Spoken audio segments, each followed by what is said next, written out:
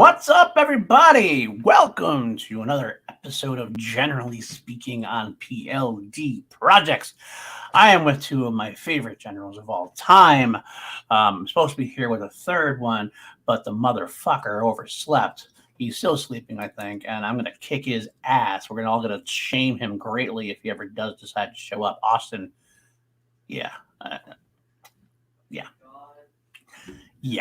But you know who's much better than Austin? This one right here. We got Kelsey Kirkley here. How you doing there, Kelsey? I'm doing good. I'm super excited for this one. You're gonna hear some opinions from me. Some of them very logical, some of them not, and that's fine because I'm excited to talk about it. Some of them from the head, some of them from the heart, some of them from down south, possibly. But anyway, Australia. I'm gonna land down. That's what you want to call it. Does Kelsey like Australia? She might. I love Australia. I'll tell you that much. I love going deep in the bushes of Australia. Wow. But Jack Daniels, the shirt is there you have it. So it's a beautiful shirt. I love that shirt you're wearing. Jack Daniels shirt. Jack Daniels in my glass. It's good. I'm out of my Jack Daniels. It's very sad. That's the problem with drinking as quickly as I do. I can only buy so much, and I'm like, it's gone. I got to go back to the liquor store. But I have another whiskey aficionado as well here from the Cinefanatics. The robbed from the nominations this year in the Schmodown Awards. So much so they're taking their ball and going home and saying, fuck y'all. And going to do some more movie stuff on your channel again. And I love to see what you're doing there. But Robert, how are you doing tonight, my friend? Doing pretty good.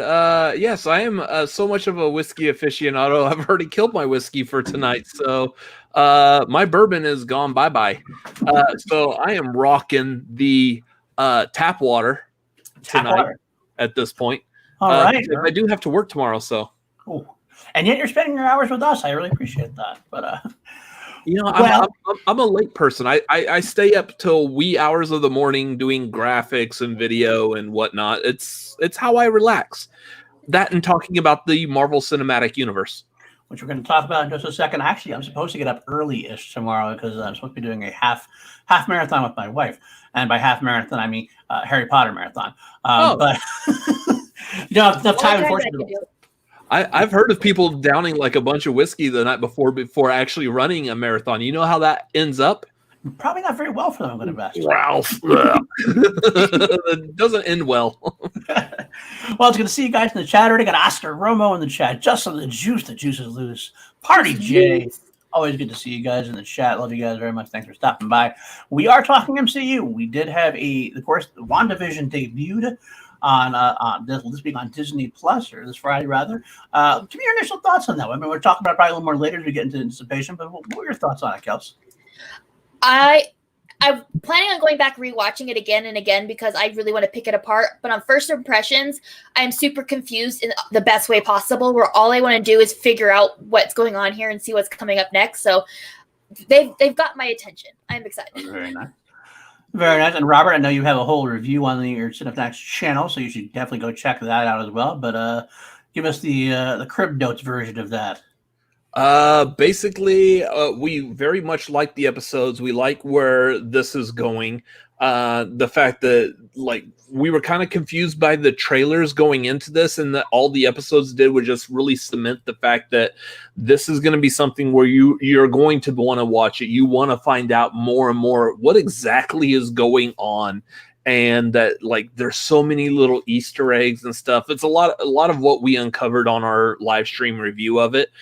So we will be doing those every Friday night. Of course, diving into Easter eggs because both me and my brother are comic book fans as well. So yeah, a lot of fun. I like what they're doing so far. I like that it's like an Easter egg hunt where you go back later on and pause and look for those little tidbits that might give a hint as to what exactly is happening. And I think they may have done that on purpose. Yeah, I agree. As for me, you can find my review on the Action Industries YouTube channel. We actually had one we're doing every Friday now at 2 p.m. Pacific. Drew, Andrew Guy, Ben Bateman, and myself. We had Corey Johndrew guesting this week. I like our perspective on it because Andrew Guy is very much so a casual fan. He likes the MCU, but doesn't know a lot of the history of comics or anything else. Ben Bateman's kind of like the mid-level guy. He read a lot of comics when he was younger and knows something, but probably isn't quite as nerdy as someone like myself or Koi. So we got like those like three divisions we had. So it's a kind of interesting perspective. I liked it a lot too. I thought I did a lot. There's a lot of Easter eggs, of course, a lot of sinister undertones, which I was really happy to see. It kind of like made me want to see what the hell exactly is going on. I have my theories, of course. I think all of us have theories. I do think that was a good idea for them to start with 2 episodes first, because they both seem like similar episodes to a degree. They didn't. It's kind of a slow burn. It's like at the end of episode 2, there was that like moment where like, okay, things are going to start taking off. I think by the end of episode 3, that's where we're going to see a big moment. A big moment. Well, have you heard from the people who actually had the access to see episode 3? I have not. I've not talked to anybody. Purposefully, I have not talked to anybody. Yeah. About, a lot of them have said that it is a complete tonal shift, as we have seen, probably leading into the fact that it's going to be, first of all, completely in color. Right. And that seemingly each episode has represented a decade. First episode 50s, second episode 60s. This next one is going to probably take place in the 70s era, which we've seen in the trailer with them having 70s era clothing, slang type of thing. I believe that's when it's really going to start focusing in on exactly what the hell's happening in this. The funny thing is about this, we're actually here to talk about, we're going to we're actually going to rank our most anticipated projects from the MCU Phase 4, all the Disney Plus series and the films that are scheduled to come out. And the interesting thing about this, before we really break into it, is I kind of feel like this, we'll talk about it a lot more as we get into it. I feel like a lot of Phase 4 is going to be mystical oriented, like Mephisto type stuff, a lot of like multiverse. There's a lot of mystical angles, a lot of cosmic type things. So in a way, it's great that it starts off with WandaVision, because I think this is going to be a catalyst to some of the big moments of the MCU. In fact, I think Feige even says this is a big linchpin. But it's interesting that it happened that way, because I believe, and you guys can correct me if you know differently or I'm wrong, but this actually wasn't supposed to initially be the first show. Falcon and Winter Soldier was supposed to be the first show that came out on Disney Plus.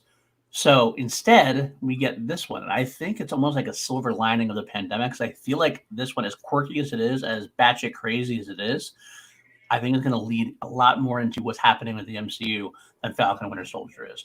I think Falcon and Winter Soldier is going to end up being the more, shall we say, okay, we had batshit crazy. Here's your more normalized MCU action. And there's a good kitty cat. I love kitty cats. So I think it is kind of a cool thing to start off with WandaVision. I'm actually excited that I started off with WandaVision. I'm seeing where they go. But without further ado, let's get this on the screen. This is our tier ranking. Again, it's not actually tier ranking. We're using Tier Maker. Basically, there's no S tier, there's no A tier, there's no B tier. We're just ranking them 1 through 6, 7 through 12, 13 through 18, 19 through 24. So in some ways, it's easier because we don't have to argue about the S tier, because it's just easily going to be numbers. However, it's also going to be harder because we're going to get down to the nitty gritty of which ones we actually want to see more. The first thing I'm going to put up there is WandaVision. Now, one more thing as I do this, I'm not saying it's number 1.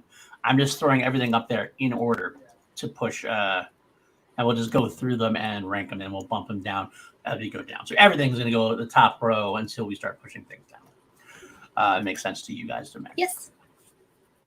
We're doing this in order as to which one we're more anticipating. Correct. Yeah. Correct. So I mean, at the end of the day, WandaVision might end up being down here for the rest, because we obviously is the first one that's the only one we've seen anything of. But given that we've only seen 2 episodes, I still think we can anticipate the rest of the season and what we think. I think I would still leave it up there, yeah, just for the idea that it's already started to give us a taste as to what might happen, and now the thing is I'm like even heavily more anticipating that, just off of that little taste that we've gotten. Okay, I'm gonna have to drop my banner here because I'm covering myself up.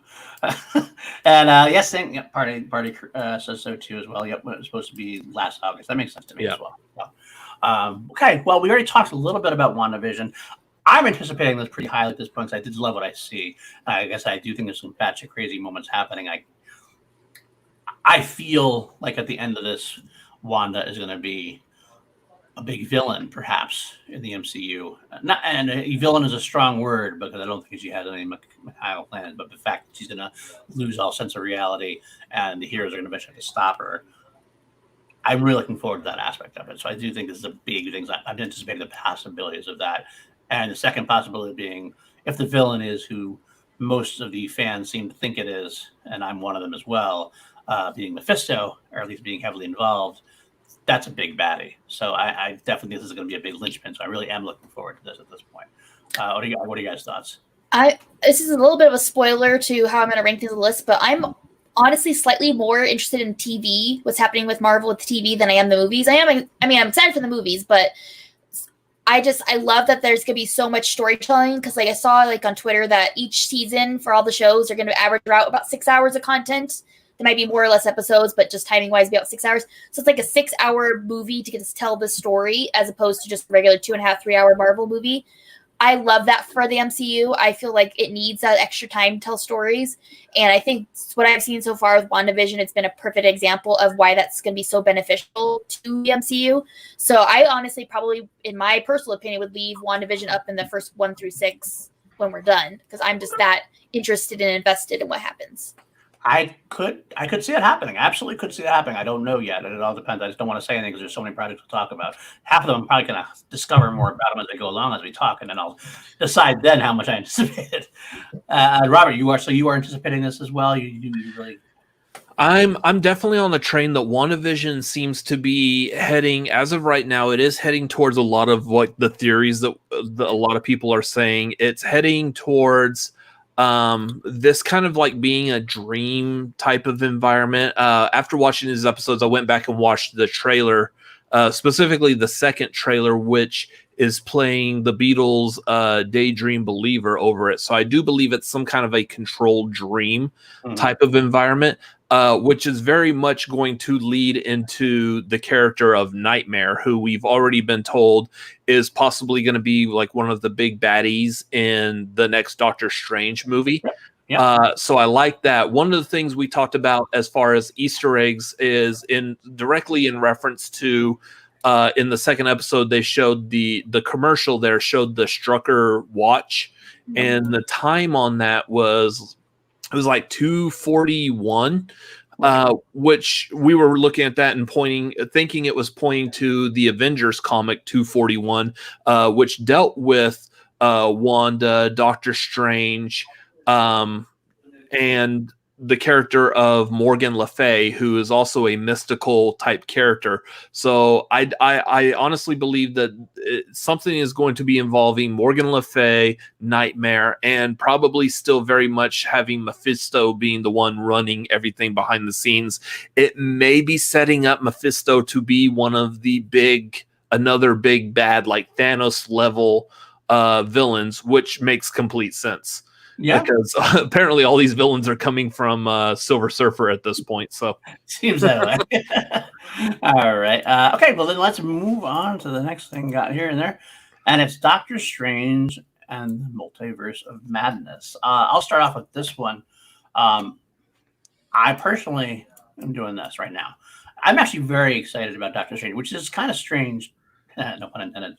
Weird, because I mean the original movie was great. I had no problem with it. I know some people didn't like it. I thought it was a beautiful film. I thought there's a lot of good to it. I get some of the complaints about it, but to me, WandaVision is a TV show that's leading into the event of Doctor Strange. That's what it seems like it is. So like it's like the culmination of what we're anticipating. If I'm anticipating anything in WandaVision, I'm anticipating where it's going to go in Doctor Strange, because Wanda is absolutely definitively in Doctor Strange. Has been already announced that she's going to be a part of it. And the Multiverse of Madness, the fact that it's got the multiverse angle in it, which is obviously one of the more intriguing aspects of it. It's a very popular aspect of it. We're talking about Spider-Man 3 and also the DC, all the multiverse stuff they're doing, Flashpoint possibility. I definitely want to see how Marvel's going to handle it and how they're going to go with it. I also love me a good horror film, which this was initially kind of sort of pitched as. Now I know Derek had to step down. They brought Sam Raimi in. Sam Raimi returned to Marvel, and does Sam Raimi have experience in horror? I mean, he does have a little bit of experience, yes, in horror. He's had a few horror films under his belt. So, horror guy, Sam Raimi returned to Marvel since Spider-Man, and all this stuff. this is one of my more anticipated films or any projects of Phase 4 at this point, which is kind of surprising to me. I mean, you told me this a year or two ago, I would have said, no, this is probably midway at best. Well, what do you guys thoughts on that? As I kind of stated earlier, I overall am more excited about TV just because I've seen what TV can do with extra storytelling. But when it comes to the movies, as like a separate entity, this is one of my more anticipated of the movies.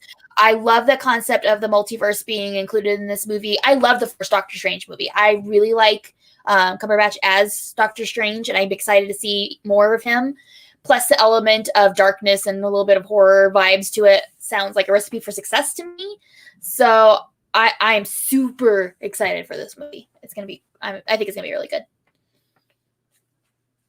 And Robert, yeah, like we said, I'm a big fan of horror to begin with. I love the Evil Dead movies, so I am down for like anything that might even get close to horror with Sam Raimi. Even so much as like Drag Me to Hell is. Like I was originally like very much against like a PG-13 horror movie. I'm like, they're all weak. That one was fantastic. So yeah, I love that. So this one I'm eagerly looking forward to just because I also liked the first Doctor Strange. I thought they did very well with it. I want to see more of it having to really deal with Dormammu.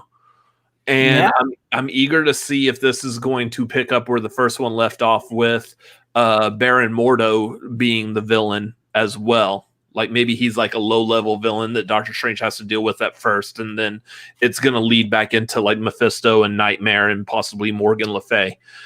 The fact that this is tied into the TV show, I think this is showing that the Marvel Cinematic Universe is at a fantastic spot, that they are able to just expand upon their franchise with TV directly now. Like we've had some direct connections with Agents of S.H.I.E.L.D. and of course the Netflix shows, which we'll probably talk about those again here in a little bit. But this is one where it's fully controlled by Marvel Studios, by Kevin Feige, with direct connections and implications to the rest of the MCU as it is going forward. I feel like my opinion will be even more, like I'll be even more looking forward to this after WandaVision ends. Makes sense. So are we all happy with putting it above WandaVision at this point? I'm okay. Yeah. I'm still more anticipating what's coming in WandaVision, and then like based off of how that ends, then I might be more salivating for Doctor Strange. And please don't clip that out. Oh, it's going to be clipped out. Definitively clipped out. Don't worry, we'll be talking about salivating a lot more later. It's fine. A lot of wet action there. So I'm saying Doctor Strange is number one at this point. Robert's saying WandaVision. Kelsey, I'll let you have the deciding vote because I can go either way.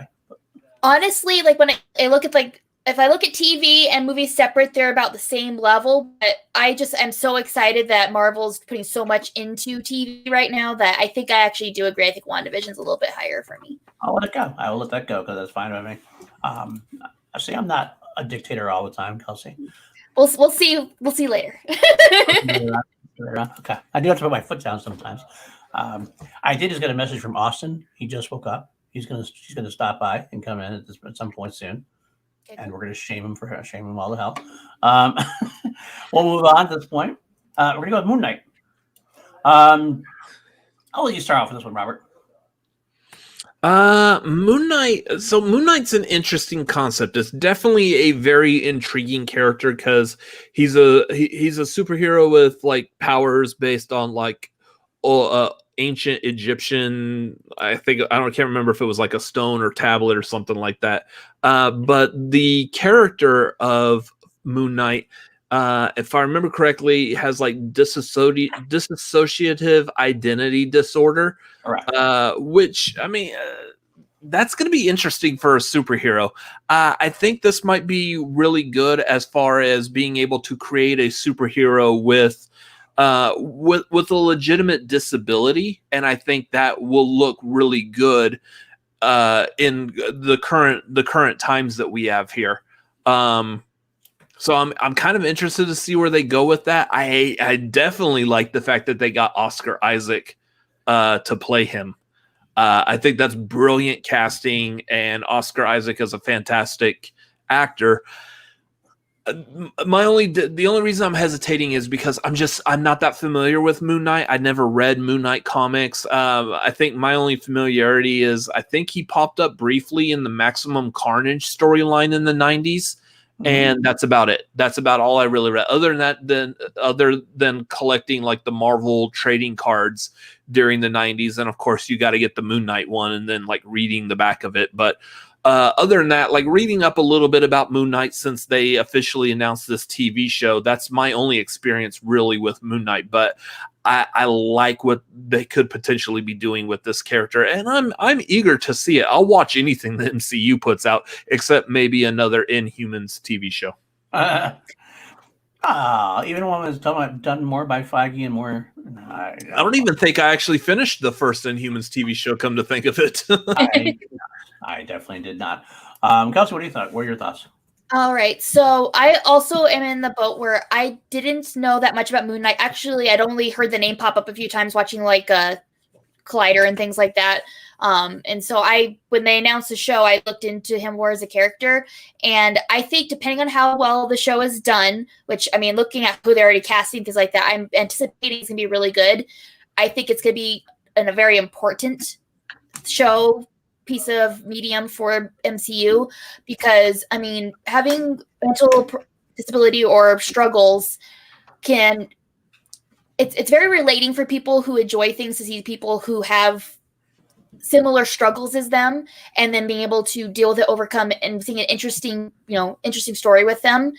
Plus I'm a little bit more of a DC girl than I am an MCU girl. Like I truly am, and partly is because of the level of observing characters with different struggles in that capacity. And so getting to see that brought to the MCU in the way it is, also with WandaVision as well, I think it could be very good. I think it's going to be very interesting and a very new thing that MCU is presenting. So it is probably my second and most anticipated of the TV shows, the ones that are upcoming, because I'm super stoked to get to know more about him as a character. All right. I mean, I do know a little bit about Moon Knight. I read a few of the issues, and again, I agree with both things you guys have said. That this dissociative identity disorder definitely makes for a unique character. Oscar Isaac is my boy. I love him. I think that I watched him in pretty much anything.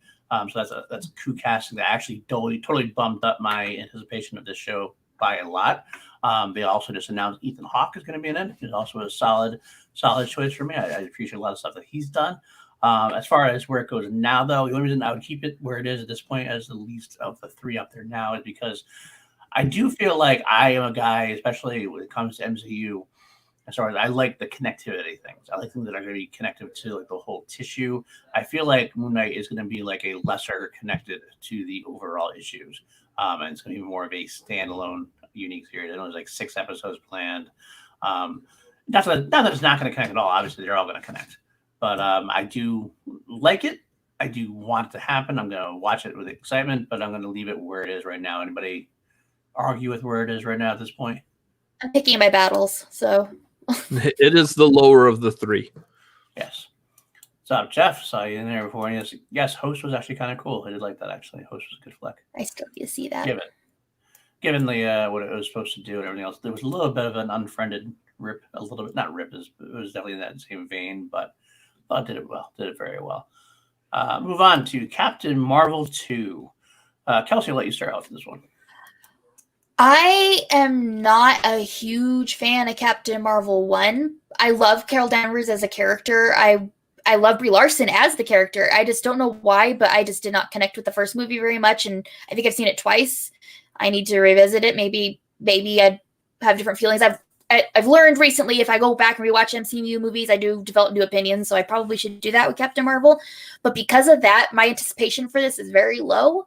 It's probably one of the least on this list of me looking forward to it. I'm hoping it's more what I guess I was looking for. They don't even know what I was looking for with the first one, but I couldn't even put a finger on what that is, to be perfectly honest. So to me, it's a lower level one. Makes sense. What about you, Robert? I'm interested in this just because we're going to basically fast forward to current times.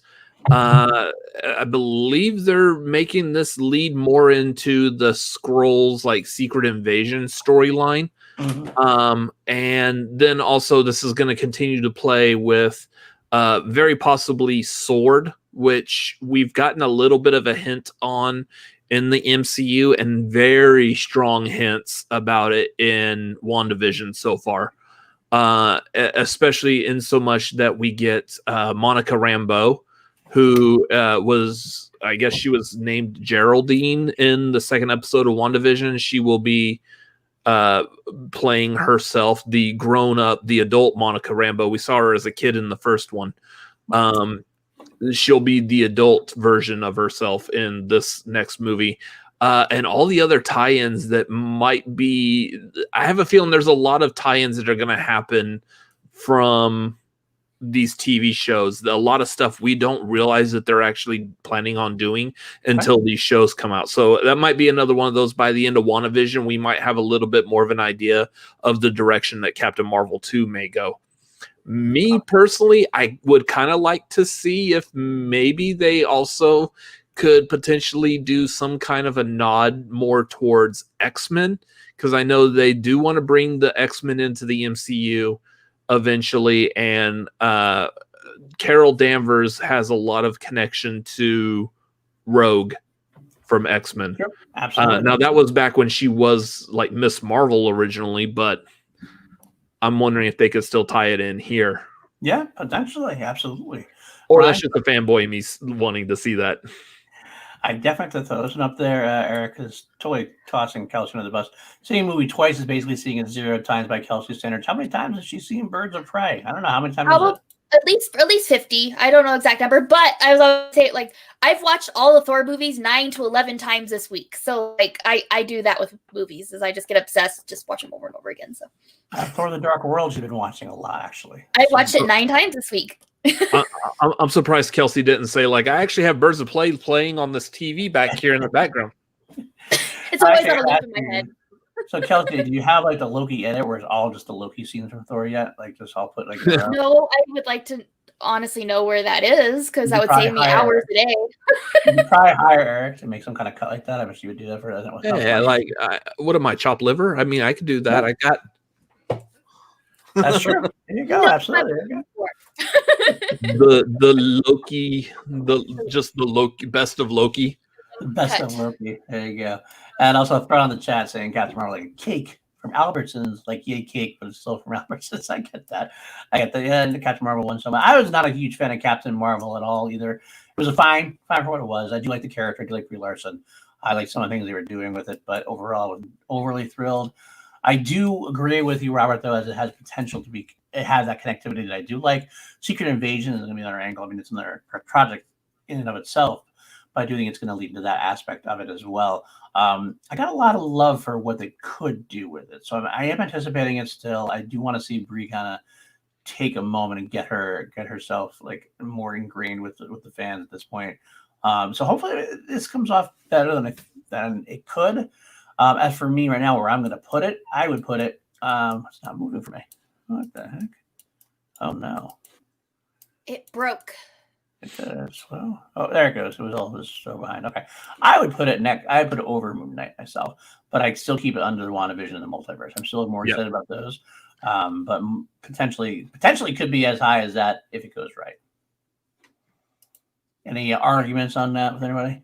Nope. No, I'm choosing my battles. Moon Knight is like top 2 rows for me, and Captain Marvel's bottom row for me. But I said I'm picking my battles. So okay, we know you're waiting for it, but it's gonna be a while.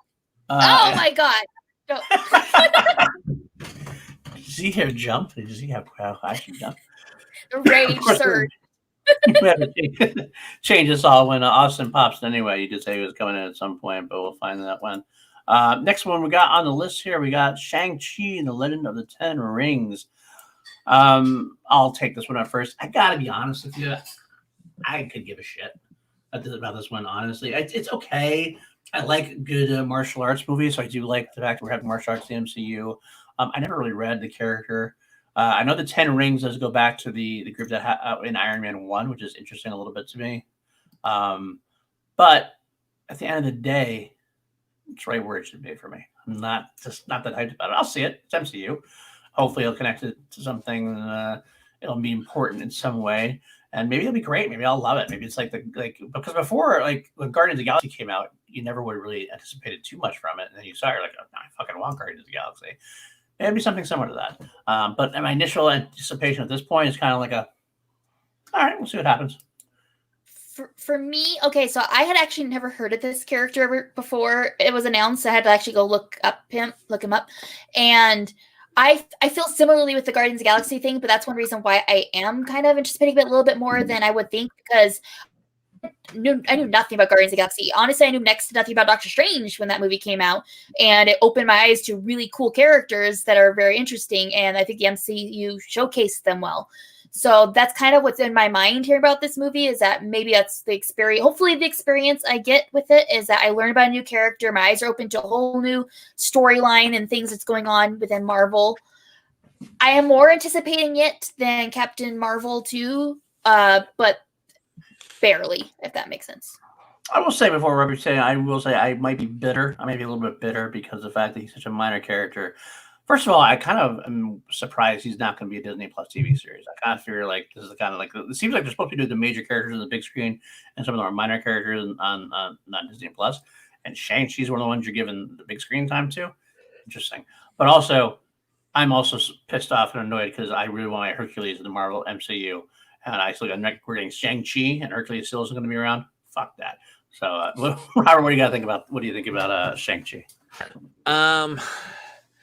This was probably a comic book that I'm even less familiar with than Moon Knight. Never read any of the comics. Barely was even aware when they announced this. The movie was coming out. I was like, oh yeah, that was a comic book character from Marvel. I forgot about that one.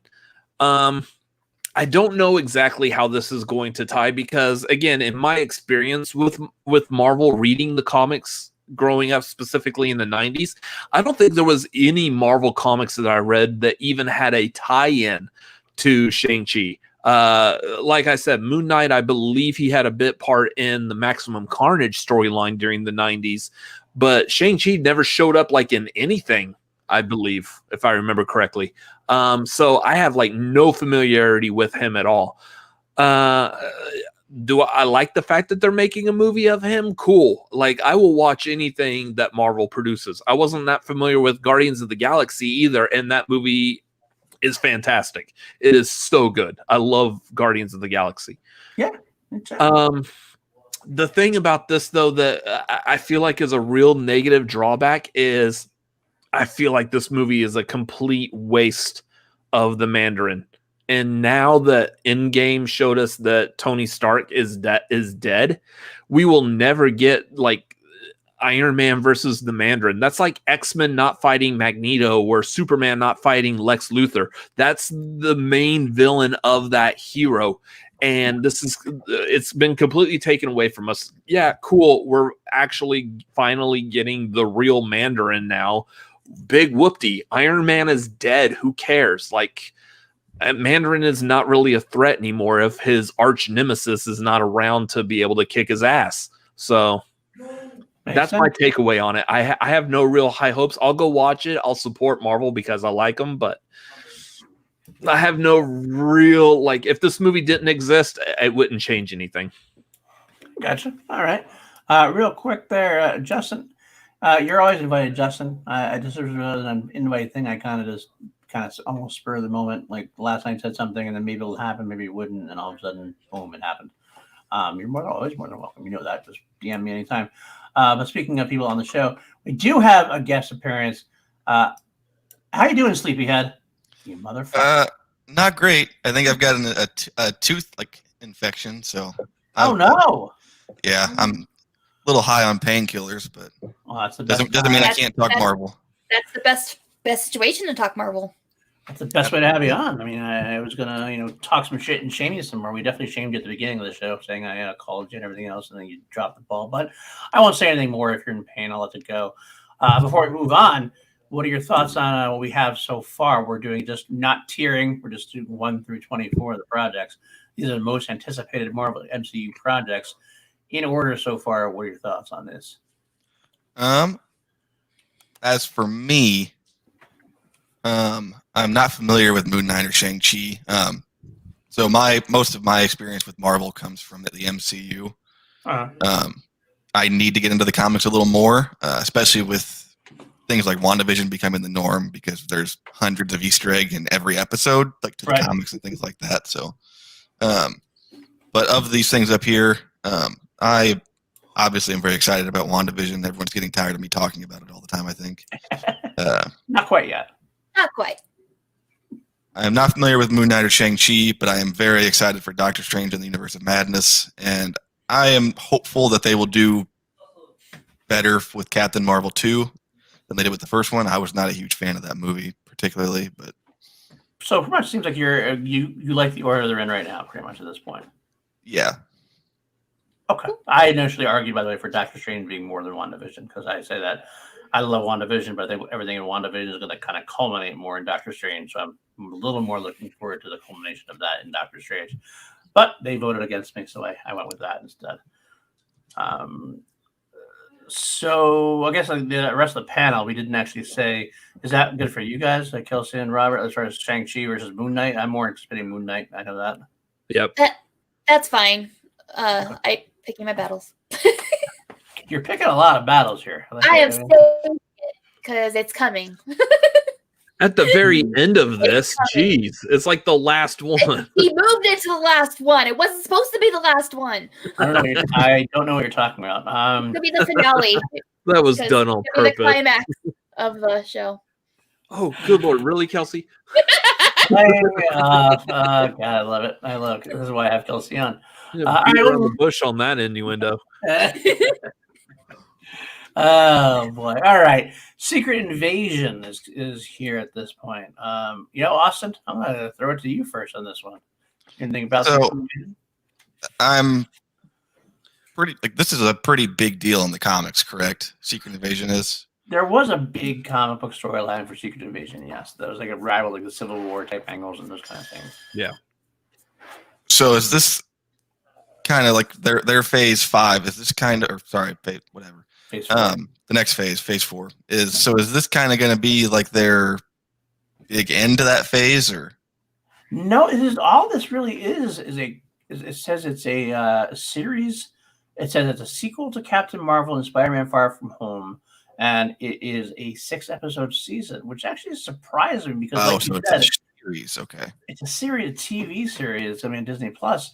But it is kind of weird that it is. I would think that this would be an angle if they wanted to make like the event, like they made Infinity War the event of, basically it was more of the Infinity Gauntlet that they made for the first bunch of phases. I thought, that's kind of what I thought they were going to do with Secret Invasion. Yeah, I would think it at least be one full phase, but apparently not. They're just going to move it into one 6-episode season. That's why I'm not anticipating it nearly as much as I had been. Because I don't know how much you could do in a 6-episode season with Secret Invasion, unless it's planned to be something that's going to go on for a long time, which could happen. But the problem with that is how could it? Because Secret Invasion basically is it's the Skrulls who take over the Marvel heroes and everything else, and it's going to be a long-term season kind of thing. How's it going to interact with what's going on in the rest of the MCU? I mean, so I don't see I don't see where they're going with it at this point. So at this point, I would say I do want it more than Shang-Chi because I don't know Shang-Chi at all. I kind of want it more than Moon Knight at this point, but I would leave it right there where it is because Captain Marvel 2 at least has an idea of, at least I have an idea where it's going more. I would how agree. It's going to happen. So anybody else have Kelsey? If this was a movie, I would be greatly more interested in it, but I'm honestly confused on what they're planning on doing with it because are they going to reveal that a certain character is a Skrull in the show and then it not really, is it then going to be carried over? What is the importance of what's happening in the show compared to if it was in a movie? Because I agree, to me, this should be at least an Avengers level story, maybe even Thanos and Infinity War level story in the MCU. So whenever it's announced as a show, just kind of randomly stuck into this phase, I don't know what it is. And to me, I am more in anticipating Moon Knight than it, but I'm fine with it being there because it's pretty low on my excitementless. What I would argue real quick before Robert, I'll give you the floor there. Part of it say it's a show focusing on Nick Fury and Ben Mendelsohn's character. It's the potential that they're just kind of hijacking the name because it's a known name, but using a smaller story. Because technically speaking, like Civil War was a big event in the comics that really they kind of shortened down to Captain America: Civil War. But although elements were used in Age of Ultron, elements were used throughout. More of a comparison to Age of Ultron, yeah. Right, it's kind of a comparison, exactly, the aspect of them fighting, that kind of thing. There's definitely bits of it enough. So, but if they're going to shorten it up a little bit and just kind of take the name because it's a name property, I could be on board depending on how they go with it. Although Nick Fury and I think his name is Talos, whatever. Not to say, I mean, I love Ben Mendelsohn, so that's one thing it's got going for it. What are your thoughts, Robert? So sorry, I'm going to be contrary to everyone who said so far. I definitely see this as being like a TV show more than a movie. Just because so far in the movies, we've only been introduced to the Skrulls as like the beginning of Captain Marvel. It was kind of thought of that they were the big villains and that's who we were setting up to be big bads. And then they weren't villains. They were actually like okay, and they just needed help finding a new home type of thing. Now, granted, we're only talking about a small sect of Skrulls in Captain Marvel. So obviously not all of them are like as nice as Talos and his wife and kids and their friends and neighbors and whoever. There's definitely a lot more that are more aggressive, but I don't think it's big enough for it to warrant like the full scale on blockbuster like we got with the Infinity Gauntlet storyline, which led to not only introducing everyone in the MCU, but also bits and pieces of the Infinity Stones all the way to the Gauntlet. Secret Invasion is just not that big of a storyline. It's going to pop up probably in the movies.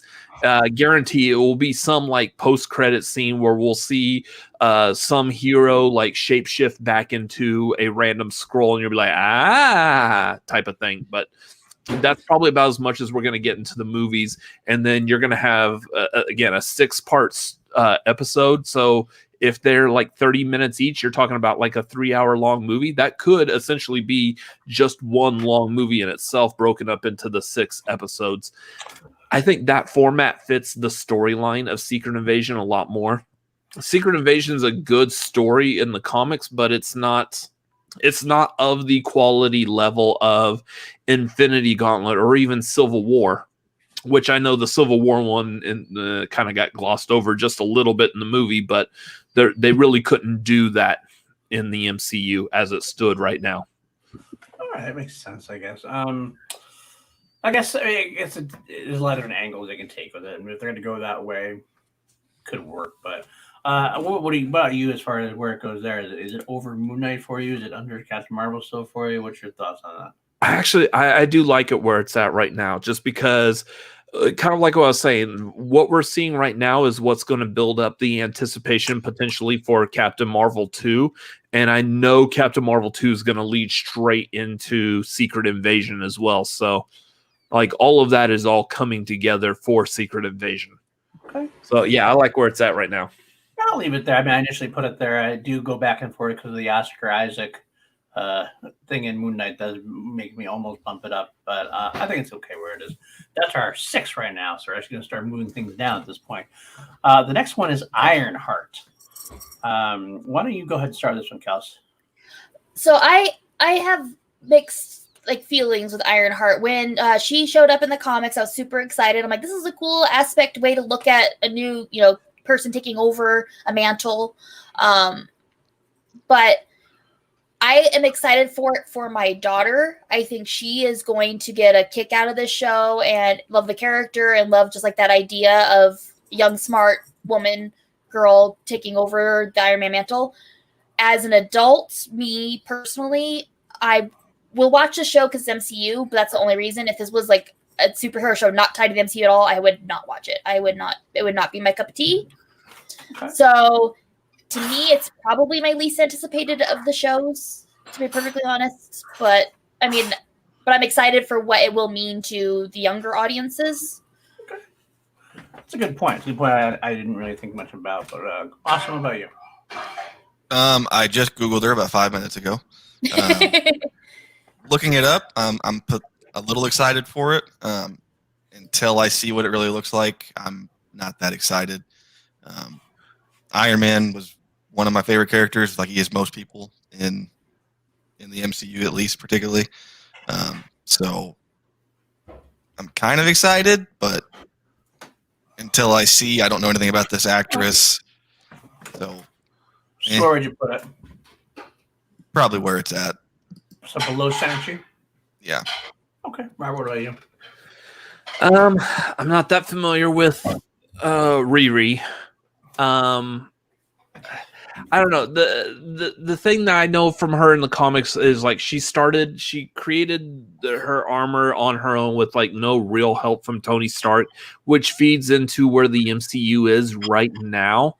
Because she doesn't really have a choice unless they do some kind of like a flashback and like Tony Stark was like mentoring her for a little while before Infinity War, before Endgame type of thing. I like the actress that's playing her. Was it Dominique Thorne? I think she's going to do fantastic in that role. But other than that, I haven't kept up to date on current comics, so I'm not that familiar with Ironheart that much. Just because she does have like a really good connection to what we've already established in the MCU, I probably would put that higher than. I would probably put it higher than Shang-Chi. I'm feeling that way too. I do like I always gonna think I hate Shang-Chi, and I don't really hate him. I'm just really indifferent to him. Ironheart does have connectivity with Iron Man. It's good to see that universe again, potentially that section of the universe again, even if it's not Tony Stark. I don't really have. I'm also though with Kelsey though. I get I'm glad it has the young girls have a great role model potentially. But at the end of the day, I'm kind of like, I don't know. I don't really know. I think I might put over Shang-Chi for just the connectivity issues. But if you guys want it below Shang-Chi, I'm happy enough to put it there. I'm like this on it, so either is fine. Yeah, they're interchangeable to me. I was gonna say Shang-Chi really doesn't have like any connection to anything else in the MCU right now, and like I said, I really don't know of too much of him connecting to anyone else in the Marvel comics that much, anyways, or at least when I grew up reading them. So, yeah, I'd probably put Ironheart above. I might even argue for Ironheart going above Moon Knight. I would accept that, except for the Oscar Isaac argument comes back to me. Yeah. So, all right. Well, the three of us are saying here, and Robert was arguing. I think we'll leave it here. At this Kelsey's point. like, your argument is Oscar Isaac. I'm gonna have a lot of fun with my arguments later on. Well, I've been planning for them since Paul told me hours ago what this ranking was. So, oh boy, just you wait. Let's just say we're glad that Ed Harris is not in the MCU yet. Thanks, Robert. You just jinxed us. Tomorrow there's gonna be a casting announcement, and we're all gonna be like, "Fuck." You're not. That's actually we're gonna get to that. Actually, that's a good. That's a very strong point there. And Paul will be guest starring on our tagline show on Tuesday, just so we can get his viewpoint on it. All right, next up on the list to rank as far as our anticipation goes would be Hawkeye. Kelsey, you want to start with this one? Yeah, to be perfectly honest, I've never been that big of a fan of Hawkeye as a character. Like, if he was not in the MCU at all, I would not really care. Endgame did make me appreciate him a little bit more as a character, but not enough where I'm, like, super excited for the show. I'm kind of hoping the show, like, opens my eyes to him. So I am more anticipating it than I am Ironheart, but barely. Okay. What about you, Austin? To me, I am the exact opposite. I would put this third on the list above Captain Marvel 2. Wow. I love Hawkeye.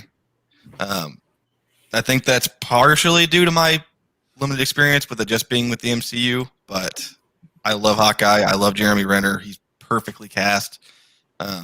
And I just love the idea of regular humans keeping up with these super beings and gods. And makes sense. All right, Robert, how about you? before I got closed out? I've never been like a big like fan of like the comic book characters that are primarily based around a bow and arrow. So like I don't like Green Arrow from DC either. So Hawkeye, I would say between the two, Hawkeye is definitely more of my favorite. I do like Haley Steinfeld, and her playing the character of Kate Bishop is fantastic. So and this seemingly looks like it's going to be based off of the Hawkeye miniseries, which was really good. Mm-hmm. So if it's going to be loosely based around that, then this show is going to be really good as well. I also like the fact that they've announced that this one will also have Yelena Belova from Black Widow in it. Yeah, that's something that I was actually going to bring up. Was actually, I'll take that from you because at first I was kind of like Kelsey in a way because Jeremy Renner's great, but I don't know. I was like I didn't really want to see a series about him. But as we went through, we met his family. We found more about him, about his relationship with Black Widow, and they're going to be exploring that. You have Kate Bishop, you have Florence Pugh, who I love, and she's in there. Obviously, the Black Widow connection. There's a lot to love there. Vera Farmiga, I love, and she's in there as Eleanor Bishop. So there's a lot in here that I do love. So to me, it really has jumped up. Like it surprised me in how much I've actually anticipating it. Before I would have said not so much. Now I think I'd put it up probably at least above Secret Invasion at this point, potentially even above Captain Marvel 2 for me. I know, Kelsey, you're going to argue against that. Austin's taking a break. Robert, where would you put it, though? I could see it potentially being up against Captain Marvel 2 for the main reason is that I believe I know I've heard this is going to be revealed. I can't remember if it was in the Hawkeye TV show or if it's in the Black Widow movie, but one of them is supposed to be revealing exactly what did happen in Budapest. It might be in the Black Widow film itself, actually, potentially. Possibly, but I can't remember if Jeremy Renner, I'm going to look it up, if Jeremy Renner was confirmed to be in the Black Widow movie. It sounds like that sounds like something that the two of them need to be a part of because they both have differing opinions or differing memories of what happens in Budapest. Oh, maybe we'll get it twice then. We'll get it in both films. Both opinions. Yeah, because they said in the movie, you and I both have different memories of Budapest.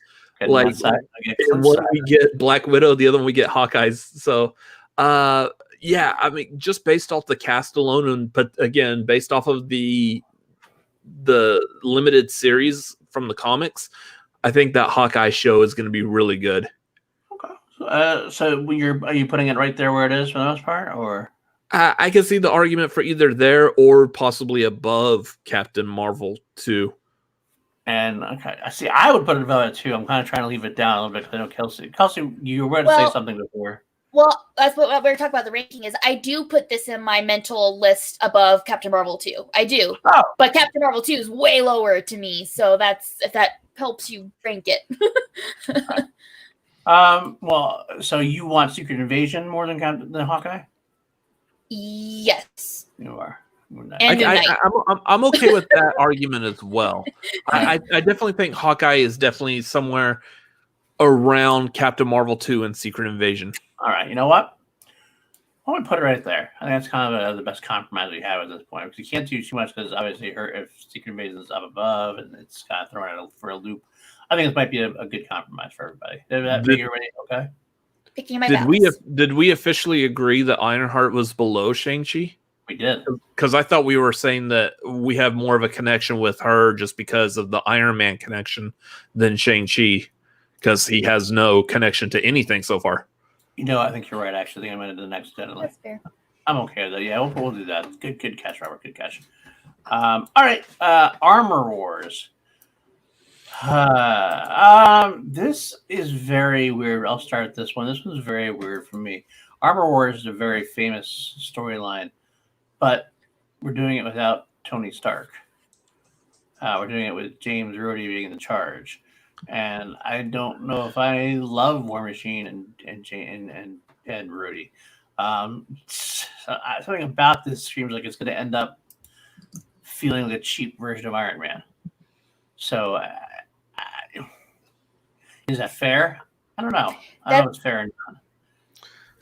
I feel like Armor Wars was like the Iron Man equivalent to Spider-Man's Clone Saga. Like Armor Wars was created essentially like during the 90s just to sell some more Iron Man toys. So you had kind of like, if you remember like the Ninja Turtle figures from the 80s and 90s, they released the 4 turtles, but then they released them in different costumes. Like here's Mikey the firefighter, and here something fell off my desk and I don't know what it is. As long as it's not Loki, anyway, we're good. Yeah, no, Loki's fine. You're like, yeah, he is. Yeah. But like, it was all the different Iron Man armors. Like, so we got a pink one, we got a purple one, we got a green one, we got one that goes underwater, one in outer space, one that goes into other dimensions or whatever. I think that's what Armor Wars was. It's just, I'm not that hyped for it. All right, fair enough. What about you, Austin? I am excited for this purely because I think it's going to mean more Justin Hammer in the MCU, and I love Sam Rockwell as Justin Hammer. That is a good point. I do like me Sam Rockwell. The unfortunate thing is that Tony's dead, so we're not going to get those exchanges between Tony and Justin like we got in Iron Man 2, which was one of the best parts of Iron Man 2. Oh, yeah. So for me, that makes it a little higher than probably right below Secret Invasion. But other than that, I mean, Don Cheadle as War Machine is okay. It's probably going to be a lot more comedy based, I think, if it's anything similar to Don Cheadle and War Machine and the other movies. But right, it's just kind of like, okay, it's happening. Right. My own personal, I think I'd put it there. I'd put it up like there at the top of that below Moon Knight stuff. That's fine with me. That's exactly where I'd put it too. Honestly, to me, this show feels like, hey guys, we lost Iron Man in the MCU, but we have War Machine here. But he's not that popular of a character. Let's give him a show to try to make him a little bit more popular, so we care about him more in the movies when he does show up in the movies. Right. I don't think it's going to work like that, to be perfectly honest. So I think that's exactly where I'd put it as well. That's an interesting idea, saying that they're going to push for him to be more popular. Because there's storylines, of course, that Rory becomes Iron Man at one point, which could come into play now, the fact that Tony is dead. But overall, not thrilled. I do like it more than Ironheart, because I do like Rhodey enough that I'm more looking forward to it than I'm looking forward to Ironheart. So we're all good with that there, then, potentially? I'm good. Okay. Yeah. Next up is an interesting one for me. She-Hulk. I have a obsession with Tatiana Maslany. I think she is phenomenal. I think she's a wonderful actress, and she's in Orphan Black. She does so many different characters in so many different unique ways. They actually feel like different, real life, different. They almost feel like they're different actresses. That's how well she plays it. She's playing a clone of each other with different personalities and different trademarks. I love this woman. I love She-Hulk. Now, the only negative for me is potentially with connectivity. I'm not sure how much is going to matter, because I think this is going to be more of a comedy. Like, it's kind of like it's going to take from the John Byrne. It's actually said it's a new comedy. So when you think of like the John Byrne era She-Hulk, which is fun. It's got Mark Ruffalo as the Hulk. It's got Tim Roth as the Abomination coming back. There's a young Bruce Banner. There's a lot that's going to be pretty fun about this. And if it was just a standalone film or a standalone series, not involved like an MCU, there wasn't an MCU, I'd kind of like, that's kind of cool. But as far as compared to the rest of the MCU, I'm not sure yet. I'm still not sure.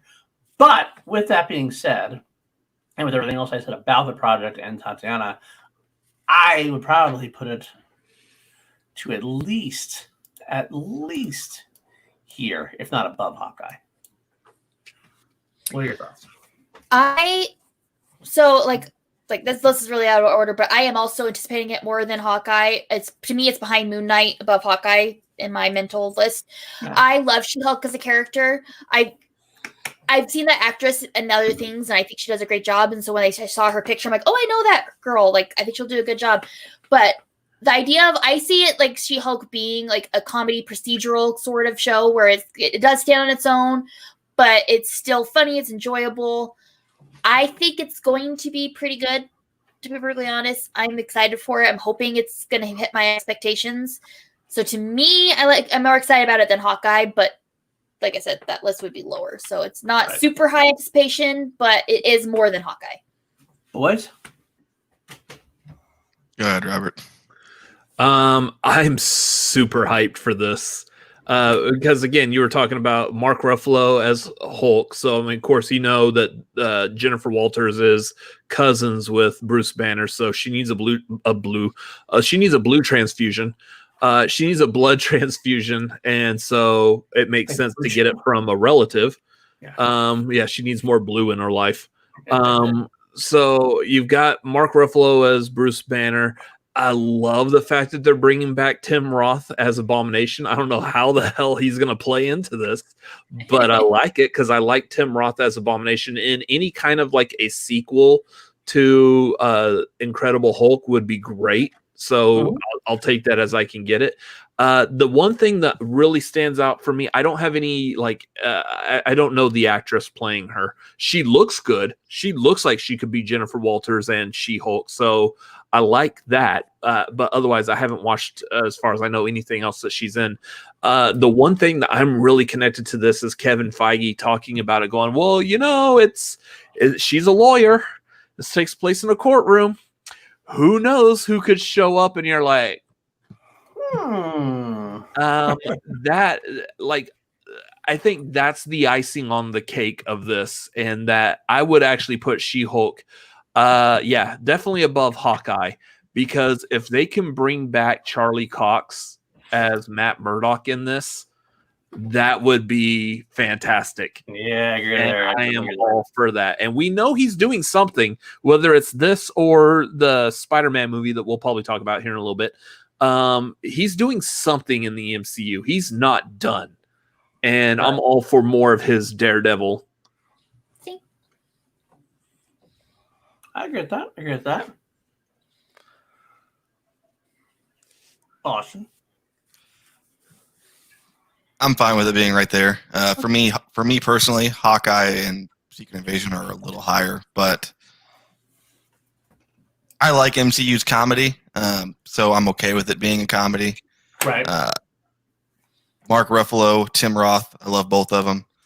I don't know. I'm not familiar with Tatiana Maslany, but you guys, the fact that everyone else is excited about her makes it kind of quiets my worries. So, I mean, I'm excited for it. More Hulk is always better. Fair enough. Fair enough. All right, we got Guardians of the Galaxy. Oh, this is the holiday special, isn't it? Yeah. Is there? You know what? I don't see the Guardians of the Galaxy 3 though. No. So we'll use this as Guardians of the Galaxy 3 and fuck the holiday special, whatever. Well, I mean, you know, the holiday special is completely a clear nod to Star Wars. Oh, of course it is. Which I like that idea. I like that they're going that far, that, like, I guess, meta with it. I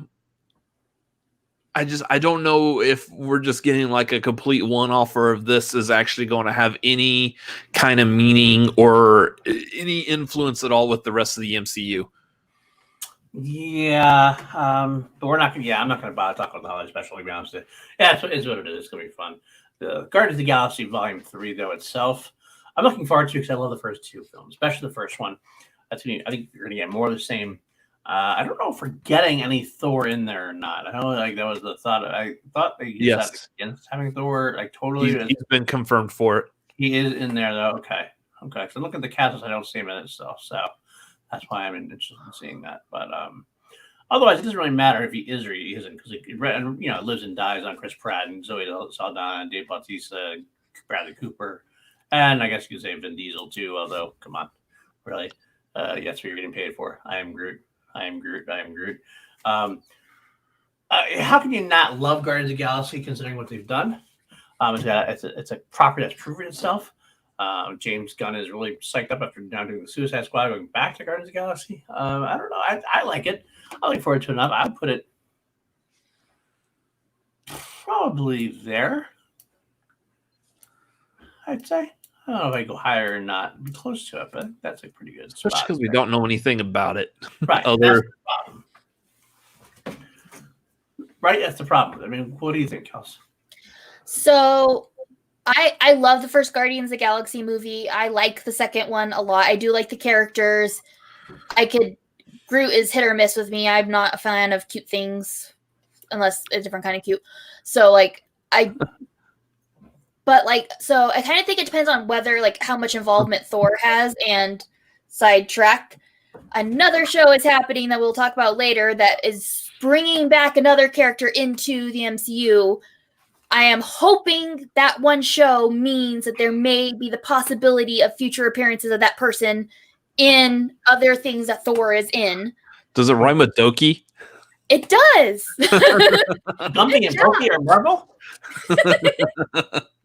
But like I think it really depends. And back to Thor. I've been on a Thor binge the last week. I have watched every Thor movie 9 to 11 times this week. I still don't like Thor that much as a character. He's better in Ragnarok, but I still don't like him in the first two all that much. So I'm skeptically excited for the movie. So to me, I am less excited for it than I am for Moon Knight. That's where I'd put it, between those Moon Knight and Armor Wars, but I'm fine with it where it is. All right, Robert? For Guardians of the Galaxy, yeah, just because we know so much more about Hawkeye and She-Hulk and everything else more than we know about Volume 3 right now. Yeah. I still would keep it high on anticipation just because we are very familiar with Guardians and their first two movies were good. Right. But I think we know a little bit more about what else is in front of it so far. Yeah, I think it's fine where it's at. All right. Austin, any thoughts on where it should be? If it's got more Thor, I want to see it. I would put this right below Captain Marvel 2 for the list that we have. As long as it's better than Guardians of the Galaxy 2. Well, I think I'll leave it where it is, since that seems like where the majority of us are lying to say. So we'll pursue Secret Invasion down at this point. Next up, I am Groot. I really don't care one iota about this one. My kids are going to be super excited. That's about as much as I can say. Yeah, I take it or leave it. It's meant to it's a bunch of shorts, and it's meant to capitalize on the whole who's cuter, Baby Groot or Baby Yoda. Right. That's the only reason for its existence right now. I don't think it's going to have anything to do with almost anything else in the MCU. Yeah, I agree. Put it lower than Shang-Chi at this point. Yeah. Okay. Yeah. So is Grogu confirmed for this series? Yeah. The crossover we none of us asked for. All right, next up, we're going to talk about Black Panther 2. Actually, I'm going to take a little break off screen. I got to do this really quick. I'll be right back. Kelsey, take over for me for a little bit as far as discussion, and then I'll be right back. Okay. All right. So Black Panther. Some tragic things happened this year that make this really super up in the air for me and what it's going to be. What are your thoughts, Robert, on Black Panther 2? Yeah, I'm really curious as far as this one, just because I don't know what they're going to do. Without Chadwick Boseman, I mean, I would have thought that they would have potentially have made it go, depending on what exactly they do with this. I can't remember if they said that in between movies they're just gonna have T'Challa pass away, and that this movie will just begin with him after he's passed. I would have thought of going the way of Shuri becoming a Black Panther now, or the new Black Panther. But given her stuff that she's done on social media, I don't know how eager Marvel is to make her the lead of this movie either. So I don't know. I'm curious as to where they're going to go. I mean, they're still moving forward. They're still planning on doing something, but I don't know what. And I there's a part of me that's really curious and heavily anticipating what they could do. But I also have absolutely no clue, and without having any clue, I have no anticipation for it. I just have the anticipation right now just to I guess I kind of want to know what they're going to do more than the actual movie itself. So like as storyline elements come out as they continue on, or when we get a first trailer, if that's our real first glimpse as to what they might be doing with this, then I could probably reassess what my actual anticipation of the movie is. But yeah, I think I'm more anticipating what they're going to do more than the movie. So as it stands with that, because I feel very similarly, would you rank it? Would you rank it very low, like near Shang-Chi, or do you put it a little higher just because the curiosity behind it, or what? I would probably. The thing is like I'm torn because the first movie was so good. I probably would put it. I would probably put it above Moon Knight because no matter what they do with it, I don't think they're not going to just run it into the ground. They're not just like, well, this sucks. Let's just do something with the sequel and then continue on with our lives. I think they're going to do something meaningful with it. And that's what I'm eager to see. Just because there's so many people that have such a connection to the first movie. I like the possibility of where they could take the second one. So I would probably put it right now. I'd probably put it above Moon Knight. And again, it's because I know what they're potentially going to do with Secret Invasion. We know what they're potentially going to do with all the other movies and TV shows before that. And I'm just not certain what they'll do with Black Panther. Okay. Am I the only one left? I was going to go, no, only Robert's gone, so I was going to go to Austin next. Oh, perfect.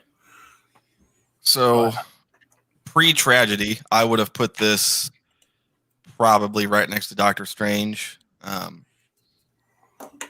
Post, I would say I'm just more curious than anticipating. So I would keep it about right where it's at because they're in a little bit of a pickle with this. I'm not saying that they won't be able to succeed with it, but it's very up in the air. Yeah. I'm pretty much in agreement with both of them. I'm more curious than anticipating. I am more anticipating Moon Knight, so to me, I'd swap those, but that's the general area I'd put because I think until I hear what the plan is, I'm kind of writing off this movie a little bit, if that makes sense. So I need more info to know how I feel about it.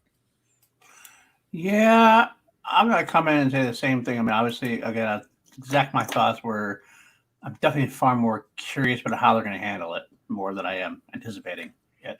I was not, this is going to be kind of sound blasphemous in a way. I was probably not as big a fan of Black Panther 1 than everybody else was.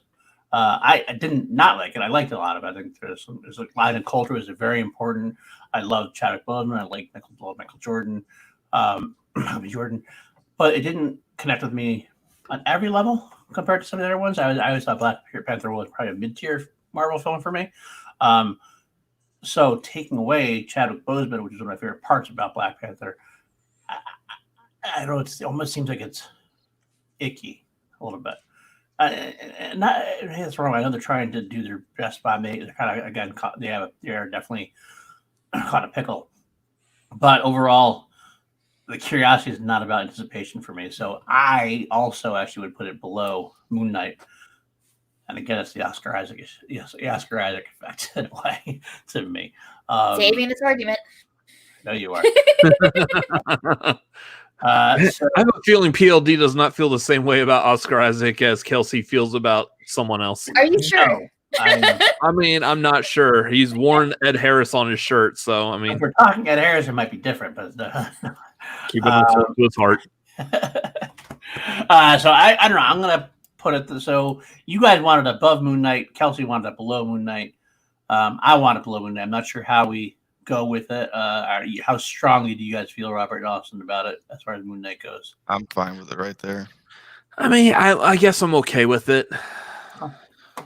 Again, my whole thing is just primarily based on the curiosity of what they could do with it, and my opinion on it will probably change once I realize what that storyline where it may go. Right. Fair enough. Okay, then we'll leave it there for now. Now Black Widow. I'll actually start this one off. It seems like this is actually a victim of having it been supposed to have come out like so long ago.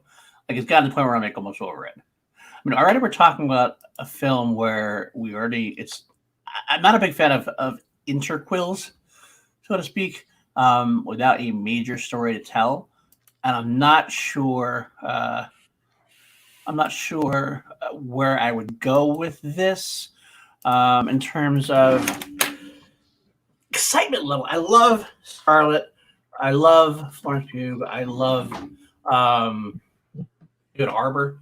I love all the performers. I just don't really care about the story really too much. I think Austin, man, if right now you're not feeling great, if you need to bow out, then that's obviously okay. Take care of yourself first, obviously. Yeah, I can't really focus on what's going on or form coherent thoughts. I'm feeling pretty so. All right, man. Take care. Sorry, of yourself. But it's okay.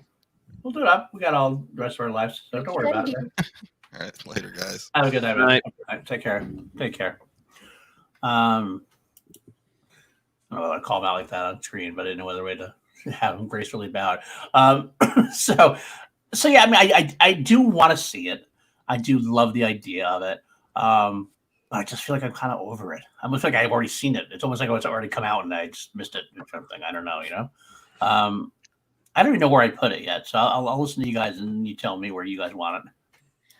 So if you would have asked me my opinions on it in like February, it would have ranked a lot higher, but it's still not very high. As soon as they announced this movie was coming out, I was in the mindset like, why?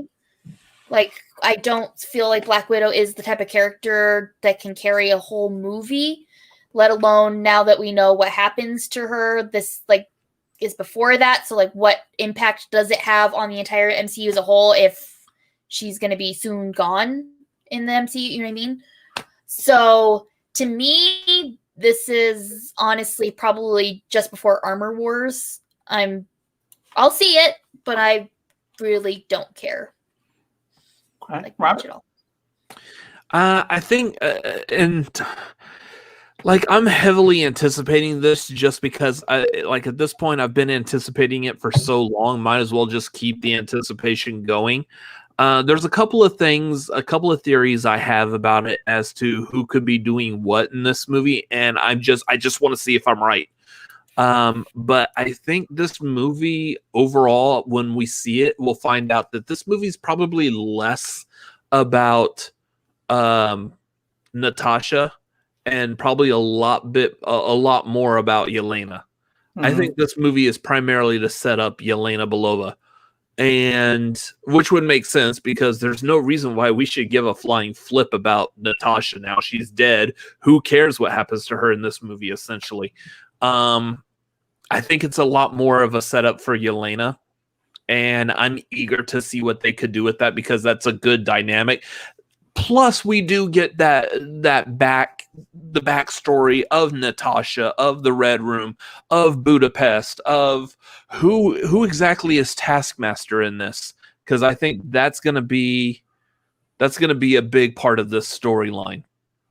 Yeah. And how is this that Natasha was someone who seemingly doesn't have anyone who cares about her, and now she's had this family the whole time? That's kind of awkward.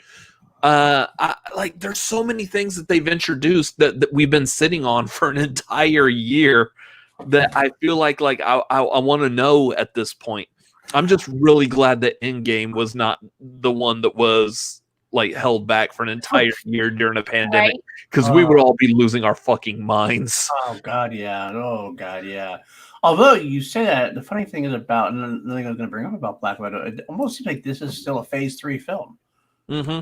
And maybe introducing Yelena maybe is what pushes it forward potentially. But yeah, although I did just find out that some part of it takes place in like my hometown in Albany, New York. So that also just piqued my interest just a little bit, enough that I would actually put it above Black Panther 2 for me, to be honest with you. I mean, that's close to where I put it. I put behind, but that's like right in the right zone for me. I could potentially even go up past Moon Knight only because of Florence Pugh, David Harbour, and I do love me some Scarlett Johansson, like Kelsey loves Loki. So his thirst for her is more than for Oscar Isaac, mentally noted. I'm a big fan of Florence Pugh. Everything I've seen Florence Pugh in so far has been really good. Fighting with My Family, Midsommar was both of them were really good. I could be convinced to go above Secret Invasion actually, for that reason. It's the cast alone that's doing it for me. I would still put it up in the somewhere in the 1 through 6, just because we've all been anticipating it for so long. I mean, come on. But Black Widow or Guardians of the Galaxy 3 though. More than Guardians of the Galaxy, easily. Kelsey, what are your thoughts? Picking my battles. I'm fine with that. You know what? I'm going to do this because you said easily, Robert. I'll do that because you're saying easily. Because for me, I probably want Guardians 3 more because I love the cosmic stuff. And also because, like I said, mentioned Hercules before. Hercules is actually currently in the Guardians of the Galaxy comic. So maybe there's a potential Hercules appear in a Guardians of the Galaxy movie. Hercules. My Hercules. Although I know, once again, I made this rant before. Thor Ragnarok kind of ruined the chances of Hercules in the MCU because Thor Ragnarok basically is Hercules. But I'll put Black Widow up there for now. And even though it kind of goes against all my instincts, but as I talk through it, I do want it more, I guess. So hopefully we get a good thing about it. All right, let's move on to Ms. Marvel. I'll start by saying definitely culturally very significant. I don't know much about Kamala Khan. I know having the Pakistani American lead character is great for diversity. It's great to see different cultures are represented. So I do like that aspect of it. I just don't know much about what her character really, really truly is. I mean, I know is she potentially related to Captain Marvel? I know she's a fan of Captain Marvel. She's a fan of Carol Danvers, yeah. Carol Danvers, okay. She has Carol Danvers, Captain Marvel posters all in her room. Is Brie making an appearance? Is it Captain Marvel making an appearance? Kamala Khan will be making an appearance in Captain Marvel 2. Oh, that's what it is. Okay, I knew there was a connection somewhere. I couldn't remember which one it was. Yeah. So I guess before I let you guys talk about, I'll throw it in there. I don't have much to say about it. Definitely more than that. I'll definitely put it higher than Shang-Chi for the connectivity. I do like her more than Ironheart, I'll be honest with you. Armor Wars. Yeah. I can do that. That's probably right there. Yeah.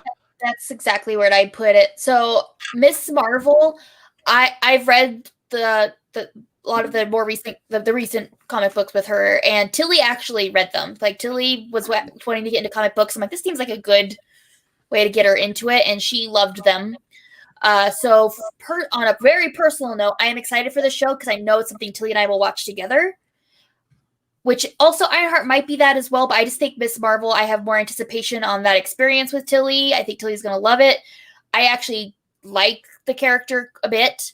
I think she's very smart and funny, and her powers are really cool, and her character design is really cool. So honestly, right where it's at is probably where I'd put it too. All right. I don't really have to say much more about it then. Good. I have to see. Maybe I'll win. Maybe she'll win me over. Good, because I've never read immature stuff. So, all right. Thor: Love and Thunder. That's got to be pretty high. For me, that's the lowest I think I could place it, to be honest with you.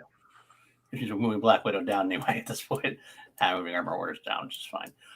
Because, first of all, it's Taika Waititi coming back with what he did with Thor Ragnarok, which Thor Ragnarok still is my favorite MCU film, hands down. Potential of seeing Hercules in there is greater too, because he's always a fan favorite of Thor, so that's where I'm going to see him anyway. I like Natalie Portman coming back. Hopefully she's giving a fuck about it. She hasn't been as into things, but she seems like she's more into the Taika Waititi directing. I think she had more of a problem with some of the stories of 1 and 2 potentially. I don't know if to find out. There's a lot to love for me about this. Christian Bale coming in as in a Taika Waititi movie. There's a lot to love. In fact, I'm just going to do it right now. This is where it is. My most anticipated of the ones we've talked about so far. I think, but I can be talked out of it. So, for me personally, I'm pretty much on the same page with you. To me, it's almost tied with Doctor Strange. Like, there's things about both of them that are pretty equal in my drive to want to go see them. I like the storyline with Jane in the comics, and so I think the problem with Natalie Portman is I think Jane was very much a damsel in distress, sort of. I mean, she was very smart, but she always constantly needed saving and help and stuff like that in the movies. I don't think Natalie likes that, to be perfectly honest. She is going to be the hero now. She's going to get to show some muscle and be strong. I think that's something she'll sink her teeth into. So I am very optimistic about her performance in this, especially working with Taika and everything like that. Again, as I said earlier, I'm hoping there's an opportunity for a certain person to show up, so that keeps my anticipation higher. But I think it's going to be a beautiful film. I think it's going to be a funny film. I think it's going to be an important women-powered film, which I always am for. So right around there, I'm fine with. I'm okay with it there. I'm okay with it either before or after Doctor Strange. That top 3 zone is where I'd put it.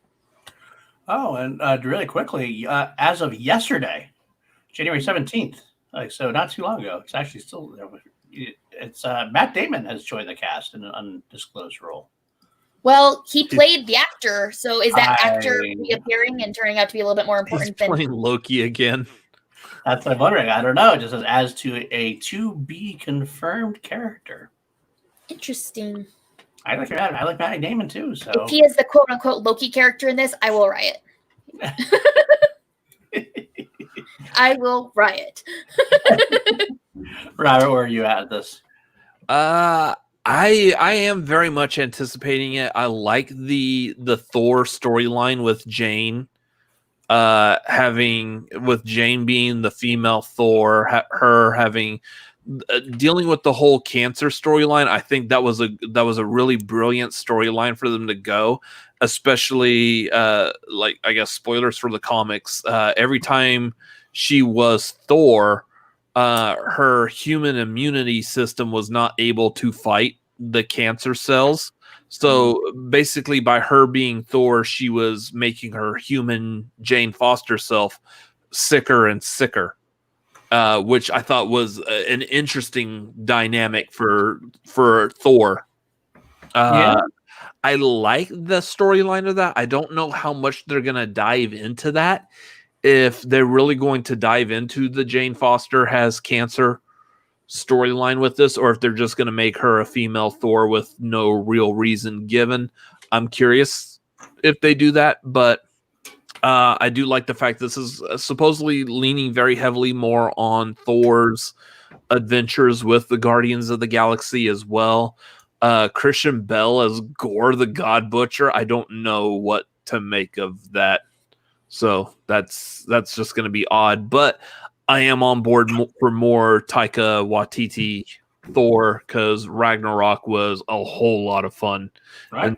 Until the very end, and then Thanos just wrecked everything. Yeah, that's true. We can't have nice things, apparently. I have a bone to pick with Thanos, so yeah, you do. It's about someone else's bone. But talking about Thor, one last thing about the Thor storyline, the only thing I had a problem with, by the way, this is going around a lot in comics. Like, we had a lot of younger, more diverse characters replacing the character like Thor, Captain America. They're all getting like their own little different, which is kind of cool. It was kind of cool. It was a great way to diversify the comics. This one always bothered me, though, because it's not like she became a superhero. Like, Captain America is a name, but Steve Rogers is the character. Like, Thor is the guy's name. Yeah. Until she becomes Thor, like, no, she's becoming the god of thunder. Yes, but like, she shouldn't have taken his name because that's not Thor. That's fair. That seems weird to me. That's just, I don't know. That's just a little nitpick I have. Still is my number one so far, though. Are you guys okay with it over WandaVision and Doctor Strange? Are you guys okay with that? I'm okay. Like, those three kind of are in the same universe to me on level. So, like, any of those three in any order, I'm okay with. I would put it below Doctor Strange, just because I think specifically at this exact point in time with WandaVision just starting, I think WandaVision and Doctor Strange have a higher priority right now. Just because that's where we're currently at this time. After those two movies are done, or if we get any more looks or news about Thor, then that one will start climbing real quick. But I think currently where we sit right now, WandaVision and Doctor Strange are the higher ones, just because that's where we're at. I get that argument. Well, it's funny because I would put Doctor Strange above WandaVision. I could actually put Thor between Doctor Strange and WandaVision. It's kind of like the Kelsey argument with Moon Knight. So I'm kind of curious what to do about this at this point, because I don't know, because Kelsey... I have a clear number 1 at this point, and you're a clear number 3 at this point. 3. So Kelsey's kind of like, I'll do whatever. Okay, I could I guess acquiesce to Thor being number 2 under WandaVision for the same reason. WandaVision's the more current one, but while we are anticipating what else WandaVision has leading into Doctor Strange, I'm still eager for Thor. Yeah. Please don't clip that out either. Salivating for Doctor Strange. I'm salivating for Strange, and I'm eager for Thor. Oh. That's right. There's gonna be a lot of couple moments later for me. That's fine. you do you, Robert. It's all good. All right, looking up now. Fantastic Four. Oh, this is straight number 1. For you, it is. I mean, I say that kind of like half joking. Like, we've had so much bad Fantastic Four. Yeah. I am so happy that Feige is getting his Feige fingers on this. I just want this to come home. Come home to Marvel, come home to where it belongs. Let someone who truly can do something awesome with this family do it. And like, I'm so eager as to what the MCU could do with the first family of Marvel Comics. Yeah, go ahead, Kels. So I'm very conflicted about Fantastic Four. I love the characters. I've enjoyed them a lot more in the comics than I have ever enjoyed them on the screen. And so, like, part of me wants to put it number 1 just because it's like it's finally in the MCU. If anyone can do this right, it's Kevin Feige and everyone at Marvel Studios and Disney. I think this is the best chance of it being awesome. But I also feel like I have been heartbroken so many times before that I'm kind of numb to it, where I'm like, I'm excited for it, but I also feel like I really need to temper my expectations because I've been let down so many times before. So to me, on this list, it's after Doctor Strange for me. But I'm not opposed for it to being higher, but that's just kind of like my skepticism because of past trauma. I'm kind of in the same belt as both of you. I almost feel like Fantastic Four is almost like a Phase 5 film, almost like it's going to be the next phase in a way to a degree. I feel like I know it's in Phase 4, but it still feels so far away. And it still feels like it's going to be something that's going to be its own big enough deal that it shouldn't probably deal with much of the stuff that's going on now. I am anticipating it quite a bit. I'll throw a question in real quick. Do you like Spider-Man Homecoming and Far From Home? Yes. I do. Because John Watts is directing Fantastic Four also. That is actually a problem, though, of mine, because I do like the Spider-Man films, but I was not a huge fan of Watts' direction overall. He doesn't excite me as a director, to be honest with you. I did like the films, but... I liked him as a director for those films, but if he has a tone that he uses, I don't feel like that's the right tone for the Fantastic Four. If that makes sense. I loved it for Spider-Man, but if that's the same vibe we're gonna get and can anticipate, I don't like it as much. It's kind of hard to guess what his tone is because other than I'm looking this up real quick, other than this cop car movie, which I don't remember at all, which is funny because it's a Kevin Bacon movie, and I'm like a master of the 6 degrees of Kevin Bacon. Other than that, like, he directed that movie Clown. I don't know if y'all saw the horror movie about a dude that puts on a birthday clown suit, and then the suit is like cursed, and it like attaches to him. He's stuck with this clown suit on. I thought that movie was pretty good, given like the weird demented storyline of it.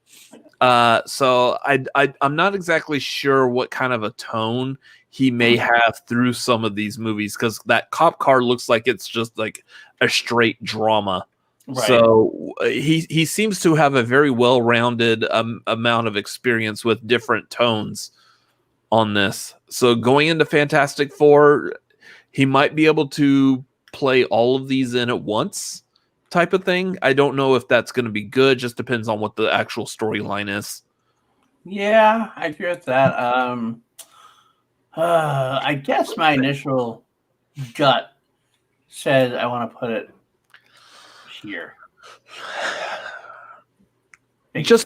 Just based off of the fact that Fantastic Four is in the MCU, I would probably agree. Yeah. What do you think, Kels? Is that okay? Yeah, that's right where I would have put it. So okay. Yeah, again, I think I will like it more later on. I could become even higher. Once I start seeing material from it, that could shoot up. But having just nothing really other than the concept that it's happening, that's about where I put it. Right. Okay. Next up is the Eternals, and this is another strange one for me that I am both like completely engrossed in, and in other ways not engrossed at all in. It's definitely out there. It's definitely cosmic, which I love. It's definitely a group of heroes or characters that I don't have a lot of experience with. I do know Cersei was an Avenger. The Eternals were mistaken for the Olympians, gods at one point, so my Hercules actually gets into play a little bit. There's actually a rumor at one point that Hercules was going to be Eternal. So the fact that he's not an Eternal, as far as I know, makes me bitter. Pissed off. I'm a little bitter about it. Well, he could still make an appearance. We don't know. It might not be named yet. You never really know. But I also do like Chloe Zhao as a director, and I think she could have some potentially amazing stuff to do with it. So it's like I've worked with myself that part of me is like this with it, and part of me is like that with it. But I don't know exactly. I think I have to put it. I don't know where to put it yet, to be honest with you. I'm not sure. Again, I think I have to have you guys hear what you have to say. Maybe you can convince me so one way or the other. So those characters were, again, ones I talked about, like, were some I didn't know anything about. I had asked my dad, like, what is this? Because I never read any of the comics that involved any of them. So from just that standpoint, it's very low to me. I don't know much about them, but the cast and the direction and just like things I've seen from it, I'm intrigued. I think it's going to be a very beautiful film. I think it's going to be a very interesting film. To me, it's probably above Hawkeye for me on this list, where I'm like excited for it, but I don't know enough to like have a solid opinion. If that makes sense. All right. What are you, Robert? So the Eternals is another one of those that like I don't know anything about because roughly again they really weren't that connected to any of the other main Marvel comic characters. So therefore I didn't read up. I didn't know anything about them. I like the cast. The cast sounds fantastic. Well, you got Angelina Jolie and Selma Hayek. I am thoroughly impressed by the what Kumail Nanjiani has put himself through, and I don't know why Twitter is all like talking down about him. You know what? I love him. I'm so he's my most excited person in this movie. Like I am thrilled that he's in this. I'm excited. Yeah. Like I saw him. I think I saw him live at like the premiere of Stuber at South by, and I don't recall him like being like really that fit at that time. So between the premiere of Stuber and them making this movie, he got jacked. Like, and I'm like, anytime someone has gone completely against like the norm of what you think, how they look, whatever your pre ideas are, like I am all for that. I would love to look like that. So good job. Come on, Nanjiani looks like that and I don't. All right. So but yeah, the casting is fantastic. I'm hoping this kind of goes along the same vein as Guardians of the Galaxy. It's just none of the characters reading up on this since this movie was announced. It doesn't sound like it's going to have the same kind of fun that Guardians of the Galaxy has. It sounds like Guardians of the Galaxy without any of the humor. That's exactly the vibe. But I know the tie-ins that it has to the MCU, that essentially these are a bunch of like godlike beings that they've split into different groups. One of those groups happened to be the one that lived on Titan that begot Thanos. Yep. So this Thanos has a direct connection to the Eternals. I don't know how much that's going to be touched upon in this, if at all. I would assume it is, just because of how popular Thanos is now. So there might be some light connections there, but yeah, I'm just not heavily anticipating this, especially without a trailer yet. Right. So where do you think you put it then?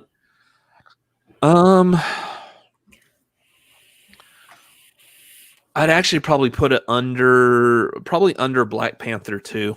Wow, that's way lower than me. The only thing that I would agree with, and I know I saw it brought up in the chat before, is a lot of people that are on the backs of it because of Chloe Zhao, who's directing it.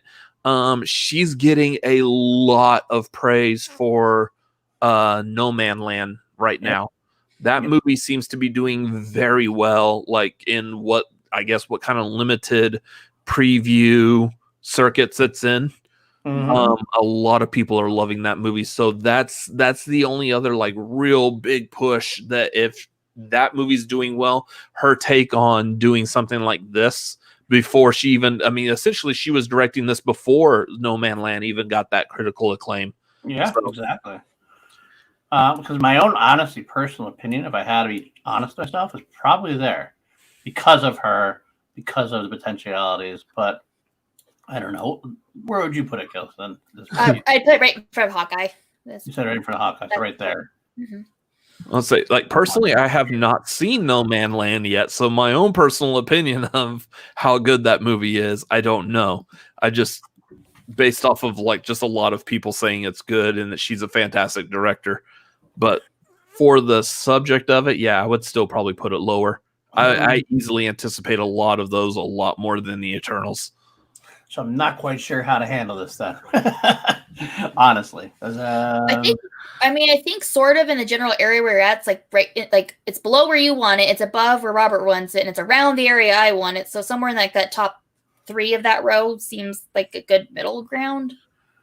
Maybe at the very least, maybe after Black Widow, because we at least know something about Black Widow. All right. That's what we'll make our compromise then. There. Then. All right. Spider-Man 3. Ooh. This one is going to be completely based off the fact, and I've seen some people mention this, and I don't know if it's really reached like full public consciousness yet. How much of like the news and stuff that they've released about that is actually true? Like I've seen a couple of people running with the idea that like they just started like announcing like everybody and their mom are in this movie. Right. But then there was people are like, wait, are they really going to be in this movie, or are they doing something completely different? Because keep in mind, this movie's still being done by Sony, and I don't think Sony is probably going to have that much of an interest in a live action Spider-Verse movie when they're still trying to do a sequel to their own Spider-Verse movie. I think it's kind of like, if you look back at like the comic book cartoons from the 90s, some of those cartoons, they had characters they couldn't use. For example, the Spider-Man cartoon, they couldn't use Electro for a while because there was the anticipation of a movie coming out, so they couldn't put Electro in it. I'm trying to remember some other examples. I know like Smallville, the TV show, for example, there were a lot of characters that they couldn't put in Smallville because of confusion with where the movies were going to go at the time. So they didn't want to have cross confusion on there. Might be kind of along the lines of the same thing with this, is that Sony's not going to want a live action Spider-Verse when they're doing their own Spider-Verse thing. I agree, but I also feel like it could go either way. Like when you look at why people do things, one of them is you're trying to protect the product and you don't want to affect other things, but also money. And Spider-Verse was beloved, did very well. I could see them be like, well, Spider-Verse worked very well. Let's kind of do that, but with our live action, just because we know it went well the first time. It's going to go well the second time. It could probably still go well the third time, so why not? I do agree, maybe some of those names are just like red herrings, like, hey, we're just going to throw it out. Some of these people will be there, some people won't, but we're just going to say they are for get the talk going. Right. With rating for this, just because I love Tom Holland. I think he's the perfect Peter Parker Spider-Man. I am super excited to see him further on in the story. So to me, this is in front of Fantastic Four because I at least know who I'm getting into in this movie. But Phrasing.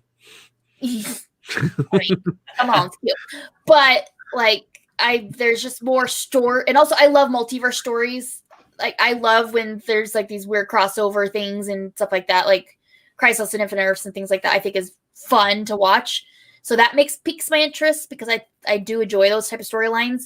But there's just aspects of the other ones I'm in my head putting in front of those three that I'm more excited about. But I still super excited for this movie. So, like right there is where it is in my list. And where did you have it there, Robert? As far as list goes, I could see the argument for where it's at right now, just because if everything is true, that's going to be amazing to get all those people in there. And again, this also is a possibility of having Charlie Cox, Daredevil, which I like the idea that he might be like the lawyer representing Peter Parker in like whatever trial Peter Parker is going through as far as like killing Mysterio type of thing. That's a great angle to hit as well. I don't know, like if everything that we've heard about the casting, what potential storylines they could be doing is true, then absolutely I would keep it right there. Just I'm torn just because I have a feeling we've been burned by the third part of Spider-Man movies before when they tried to do too much in one movie. right. And that's definitely where this is headed. Way too much in one movie. Potentially. Now, because a lot of these appearances could be just that, just like quick appearances, like he's left in the multiverse, you have like a scene with somebody. Like they all have to take like big developments and stuff. It's more like a Easter egg almost. Like maybe a little more than Easter egg, but not much more than Easter egg. So that being said, That's how I see a lot of them. I think a lot of them you're going to see them on screen for like 20 seconds. Like it's just like boom, they're there. And you're like, oh my gosh, it's that person, and then they're whatever. Like seeing the X-Men in Deadpool too. Yeah, like that. Where like you freak out, like and then it moves on. Yeah. We're not gonna have a long discussion, but I actually would not have. I'll cut it a little bit short because this is exactly where I would put it to at this point. In terms of, I love fucking J. Jonah Jameson. I love having him return. I squealed so loud at that part. I went to one of the early screenings the night of the premiere. And it wasn't just me. We all squealed. Like that was the noise that came out. It was like we all sounded like pigs. We all squealed in unison throughout the entire theater. As well, I think that having him, I honestly would say I could make an argument, and I maybe just stick by it that was the most perfect casting of a comic book character that I had ever seen. I love it. I may agree. Cillian Murphy as Scarecrow. I will always go back to that as like the most perfect casting. I do love Cillian Murphy as Scarecrow. I think this one's even better than I do. I just don't know what about it. I think it was good though, given how many actors, like the current working actors today. I think J.K. Simmons was probably the perfect choice because you can't get Ed Asner again. That's exactly. So yeah, I love seeing him, and I love the idea of the multiverse angle. I love seeing potentially having Toby and Garfield and everybody just like, I love that kind of shit. It's nostalgia for me also. So even quick appearances. So yeah, it goes right there for me as well. So without further any more about that, that's where I'm going to put it. Okay, Falcon and Winter Soldier. I feel guilty about how much I'm not caring about this. Kind of. Like I'm interested, but like it's not high at all. Like I really do love Sam Wilson. I love the idea of him becoming Captain America. I think that's a cool storyline to follow. I love Kevin Smets. Sebastian Stan. And I do. So I was like, what does he say? Oh, wait, never mind. Hashtag Space Cancer. That's the funny thing. My wife, Kim, was watching. We watched a little bit of Endgame yesterday. And she, Kim doesn't go in the community that much. She doesn't understand all the inside jokes. But she's like, that guy really reminded me of Kevin Smets. I'm like, yeah, that's kind of a running joke. Yeah. But at the same time, as far as WandaVision has been a really cool, unique thing, I feel like this is like here's your straightforward Marvel Universe thing, and it's going to be like a redux a little bit of Winter Soldier, not just see the title. Which Winter Soldier was one of my favorite MCU films, but I don't need more of it in the same degree without Steve Rogers. And I don't know. I can't. I love Zemo. I love Zemo in Civil War. That's a great angle to go with. I don't know. So I have news for TikTok. Just because I'm liking every single video with Loki in it does not mean I automatically like Winter Soldier. They seem to think they're interchangeable. I like his interaction with Steve. I like the Falcons interact with him. I don't like their interactions together per se, like the bitter like jealousy conflict thing that's going. I don't need to watch 6 or whatever many episodes of that, if that makes sense. Austin speaking from the 1 foot in the grave, saying the same thing. You're not going to talk about the show, okay? So to me, it's right behind Shang-Chi. That's like wow, that low. That low. I don't care. Behind Shang-Chi. Wow. I don't care. Robert, what do you got to say? I would probably rank it a little bit higher. Just me too. We're all talking about like who like our crushes are in the MCU. I mean, that's not my main reason. Kelsey's like all about Tom Hiddleston as Loki. Paul's all about the Hercules here. And the Oscar Isaac. How can we forget that one? Yeah. I will say that my crush on this one is particularly in this show is the Emily Van Camp. Ooh. Yeah. We did not get enough of her in the MCU. Like, I definitely need some more Emily Van Camp in my life. Preferably in real life, where I'm probably just gonna like start stammering like an idiot. But my own insecurities aside, I want to see her character fleshed out more. Poor choice of words. I want to see her character in the MCU more.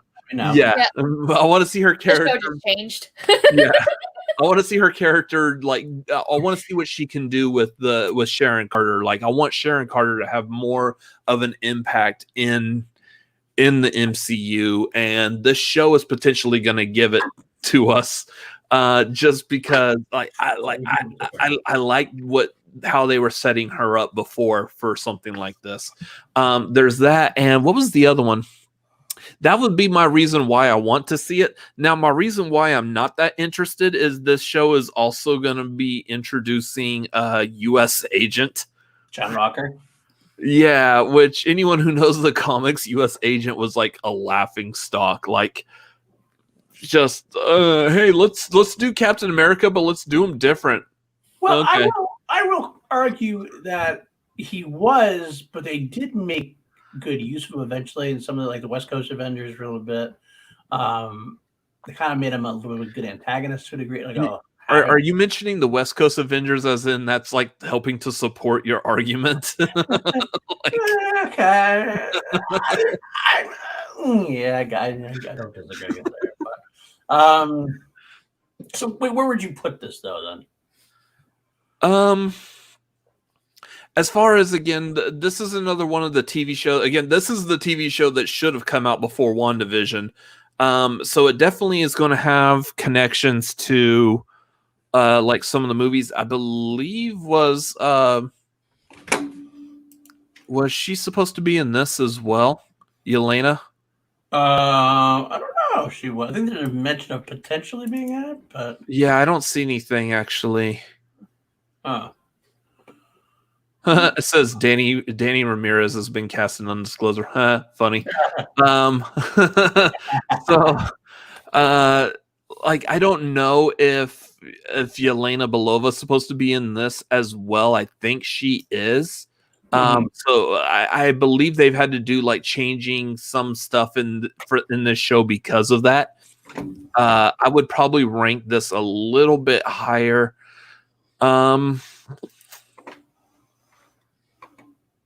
I would actually, I might want to put this as high as above Eternals, just under Black Widow. Weird. Okay. Wow. Okay. So now I'm going to talk to Kelsey about that. Although I will say, after I had said before, I do have a lot more love for it than Kelsey does, in terms of, because I do know these characters, do like these characters a lot for the most part. I do, interesting enough, also Isaiah Bradley's going to make an appearance in this. Who he was one of the 300 like African American guys who got the super soldier serum as well. So with the U.S. agent and Isaiah Bradley, it seems like it's going to be a war captain of who's going to be Captain America, which could be an interesting storyline potentially, even though Cap can't pick Falcon. You also can't discredit the return of Batroc in this. True. All right. But that's the appropriate response. Yes. Yeah, exactly. I definitely want it more than Shang-Chi. Probably more than most of these. I gotta be honest, I'm somewhere between just under Moon Knight and Secret Invasion. I think that is where I'd put it. I do feel like that might be the best compromise also, with Kelsey being not so a fan and Robert, you wanting a little more. Picking my battles. I would say no, absolutely no lower than in front of Miss Marvel. But yeah. No higher than behind Black Widow. Yeah. I think I'm happy putting it there, I think. That's fair enough, I think. That's a good one. All right, Loki. I just pulled it out of there just because You just whipped it out. I love it. I whipped it out. Just wow, now I don't feel bad for all the stuff I said about Sharon Carter a second ago. I whipped it out for Kelsey. All right. But we're real quick. Necrotic, they're saying Zemo is cool or Baron Von Helmet. I like that. Zemo is cool. I do like that. Helmet Zero. I'm sorry, man. I'm sorry. I just don't have much love for it. I just don't love the character that much. And she is hiding herself and realized she made out with her uncle. Potentially. All right. Kelsey, the floor is yours. So I was braced for what if. Great, so Robert, what do you have to say about I'm just kidding. Okay. Feel free to tell him exactly how you feel. Okay. So even though, you may think this is a recent, oh my gosh, don't put me on the whole screen. Even though this may appear as like a recent thing, I have loved Loki as a character since I saw him in the first Thor movie. I hated the first Thor movie when I first saw it. I love you too, Kelsey. Because Loki is everything I want from a villain, where he has got the charisma, he's got the smarts, he's got the tragic backstory where you feel real sympathy for him. And then he goes back and forth between trying to do the right thing and then also backstabbing everybody and acting out on his impulses. Now, the reason why I'm so excited for this show in particular is figure's getting harder to hold. You put it down if you'd like. But we've seen what happens post the events of Dark World and Ragnarok and things, and what that turned him into. This Loki did not experience those events to turn him into the Loki we got to see that unfortunately Thanos destroyed, and I'm bitter about it. So I am dying to find out what does that mean for him as a person, as a character, to not have those experiences that brought him to the light and a bond with Thor. Because I feel like Thor and him truly kind of understood their dynamic and who they are as people together in those two films. So those never happened. So what does that mean for Loki as a person? I'm super excited for that. And also, I've been getting more into reading his solo comics and things like that. And if they're going to pull certain elements from those, such as President Loki, I'm reading a comic right now where he comes to Earth and he's trying to work with Tony Stark, which, maybe that could happen. I don't know. And stuff like that. Or even, they could pull out the stuff like him when he turns into Sith temporarily. I think this is a perfect time for them to just play with him as a character and put him in these weird scenarios and see how he would react. So this is my number one on this list. I am super excited for this show. I know it's not going to be number one, but that's where it is for me. Yeah, you know what? I can have Kelsey doing an episode where we're ranking all the other. You'd actually probably be really bored with that because honestly, I mean, it depends what you're doing. If ranking the characters, it's different. If I'm ranking my crushes, honestly, it's kind of just Loki. Maybe Tony a little bit, but it's mostly just Loki. Just now, he doesn't bend very much. But yeah, that's my number one. Loki stiff is what you're saying, Robert. Okay, what do you got to say? What are your thoughts, Robert? For it? I'm definitely getting Kelsey as one angle and number one. Robert, where are you at it? I mean, I definitely like Loki.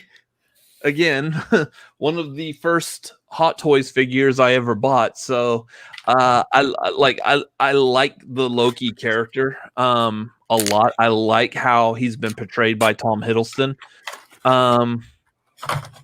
I don't know if I can feel the same way Kelsey does. But I'm filtering right now. I had more to say about him, but I've been. I don't know if anyone feels the same. It involves choking and spitting in one's mouth and things like that. But I'll leave that to my own stream. There we go. We are after dark, so I guess I was going to say that. Yeah. To go that route. Things that that man do to me. The Kelsey Loki OnlyFans here. Yeah, favorite of staff of safe passage through Uranus is what it was. Right? Yeah, I've said it. I'd offer him safe passage. That's what he asked for. I do like something that Kelsey brought up is that according to how time plays out, this is the Loki that was just hell bent on ruling all of Earth. Right. At the end of Avengers, so he never got like any kind of a character arc as we saw after Avengers with Dark World and Ragnarok and like any kind of redemption at all, like at the beginning of Infinity War. So I'm curious as to where they could play in this personality of Loki here. Also, given what else is happening in this episode, there's like so much like time things playing in this episode, so I'm curious as to what they might do with that.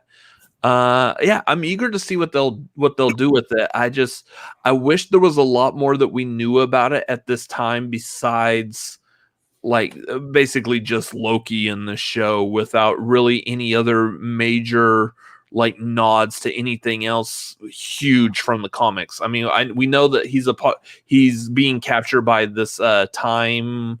I forgot the initials. Like the TVA. TVA, yep. Yeah. So I know he's captured by them. I do like the fact that we've got Loki. We got Loki essentially being interrogated by Owen Wilson.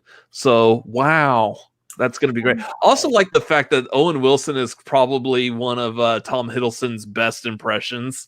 Yeah. So the fact that the two of them are together, I think that's going to be great. That'd be funny. I want to see the behind the scenes on that, where Owen Wilson's like, "So, all those times you've impersonated me, wow." I want to see and hear more as to what this show could potentially bring, but right now, there's a couple more on this list that rank so much higher, just because we already know what it's bringing to the table. All right. Where would you put it if you had to put it, like without thinking of offending Kelsey? That's not possible. I'm not putting it number one. I know. Right. So where would you put it, you think? I would put it right now. I'd probably put it just under Falcon and Winter Soldier. You definitely wounded her. Just because, again, I'm not exactly sure what direction they're going to take the Secret Invasion show. So we don't know that much about it. And again, Loki is the only major player we know in the Loki show, while Falcon and Winter Soldier we know contains Falcon and the Winter Soldier. Okay. So I feel like there might be more play in that. And Kelsey's looking very sad. It's okay. All right, now I'm gonna put it out there. Loki was my favorite villain of the MCU up until Endgame. He still was. Even though I know there's the argument about how he became like the anti-hero, became more of a hero, so he's not really truly a villain. I get that. But still, Loki was still my favorite overall. I love Loki. I was very much looking forward to the Loki series. This was actually one of my, if like before we knew anything else about anything, like we were just blank slate, the fact that Loki was getting a series, might have been up to be number one, potentially be number one. Especially given my Hercules fascination, because I think this is a series that Hercules could pop up in, being the mythological connections and things like that. So that definitely picks it up to me. Then I saw the trailer, and the trailer underwhelmed me a little bit. I think it's partially because I was all about the cosmic angle, and I haven't read a lot of Loki comics. That's where I fall off a little bit. It doesn't mean I'm out on Loki, but it took me a little bit to adjust my thinking on it. I saw the trailer. I've seen the trailer a couple times now, and I have come back around to some different things, especially the Owen Wilson parts as well. There seems to be some cool sections there where we might see some things about Heimdall and everything else. We could get a very unique look at Loki. And I do love the idea of seeing the evil Loki again and whether or not he's going to do what he did before in terms of coming back to the light, so to speak, without Thor there to kind of help him in a way or hurt him. So I don't know where that's going to be. I personally would put it up here. And I think actually I might put it above Fantastic Four only because I feel Fantastic Four is so far away. That's the only reason I'd put it up there. I could see it doing that or that. I do like it. I do like an idea. I do think it can be really awesome. So I think the best thing we can do, move all this stuff down. I think maybe this one might have to go back up depending on what we say here. I would probably put it there. I'm willing to go as low as that, maybe in potentially lower. Robert, can you come up to meet us somewhere? Considering Kelsey's up here, I'm like in a whole other chart. Up here. Kelsey's ranking each and every frame of that trailer, going, "Okay, this is watched number it one." So many times. Yeah. So I almost feel like that's a pretty good compromise between all three of us in a way. I don't know if it's so high where it's just barely being beaten by Fantastic Four, though. I mean, Fantastic Four's got a high amount of anticipation behind it. I don't disagree. Well, that's why, and that's to me. I'm actually looking forward to Loki more so far. Again, it's hard to say one of your arguments before because Fantastic Four is so far out for me. I feel like it's like I almost have a hard time visualizing that's real yet so far. And maybe when I start getting more into it and more to be like get to know more about it, maybe that'll change. I know I want it more than Captain Marvel 2. Actually, so I could understand Loki being before Captain Marvel 2, but I can't feel like I don't know if I could argue with it being within 1 through 6. So I do believe there's another thing that's down there that might still take a place in 1 through 6 that I feel like could beat Loki. Okay. So you're okay. So you're okay with leaving it there for now. Yes, for right now. Okay. Kelsey, I'm fighting a little bit for you. Thank you. But it might change a little bit. I don't know. We'll have to find out. All right. What if? I will start this one off. The connectivity is a little bit of an issue for me because it's obviously the one that's not connected at all because it's all about what if. Same as the comic. Yeah, exactly. I mean, I love the comic. I love the anything, but it's not. It's as an anthology series. It's hard for me to overall get like really something that gets swept up into. I mean, I do like some like Black Mirror's an anthology series. I love, but as far as in the MCU goes, I don't know how high I can rank it because I'm here for the storyline, whereas this is giving me a new story every week about something that isn't going to happen. At the end of the day, it doesn't really mean anything. It's just kind of like, oh, it's a cool look. Oh, that's a cool way. Oh, that happened because they changed this. That happened. Oh, that's pretty cool. And that's it. It's an animated story. I wasn't thrilled with the animation from the trailer I saw. Some people really loved it. I was put off about it. I am looking forward to Chadwick Boseman having some dialogue as Black Panther again, which is nice. Tony Stark, I think Robert and RTJ recorded some things as well. I think everybody kind of came back and recorded some things for it, which is cool. I don't know where I'd put it. A hard time saying. I want to put it somewhere in the 7 to 12 range, I think potentially, or maybe at the high end of the 13 to 18, because it is going to be cool. But compared to the other things, I don't know. Any thoughts on this? Okay, I'm going to switch to DC for a second. My favorite my favorite movies in DC are the animated movies for the most part. And most of them are the Elseworld what if-y kind of situations. Like I love Red Sun. I love Batman Gaslight and things like that. I love alternate views on things, like the what if this happened, like Justice League Gods and Monsters, I think it's called, where it's like, what if Superman ended up in Mexico and this blah blah. I love getting to experience different things that, you know, maybe don't count, but it's like, that's interesting. I'm fascinated by that. So I'm actually really excited for What If.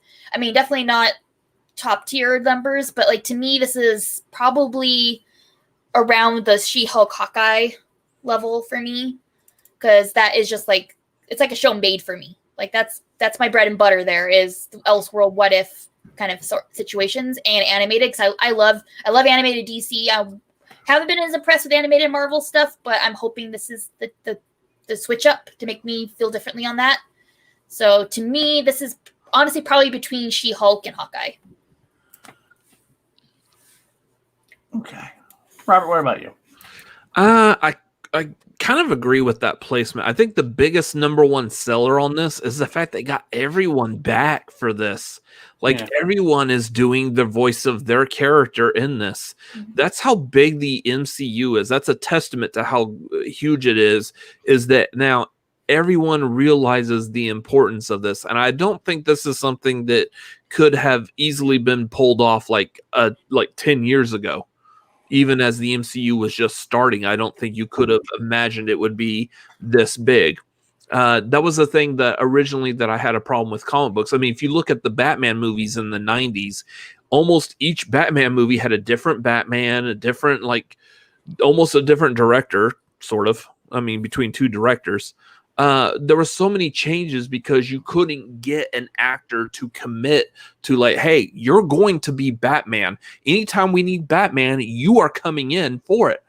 And now we've got the MCU where actors they're embracing their characters, which I think basically, I would say that actually came from Hugh Jackman's connection with Wolverine.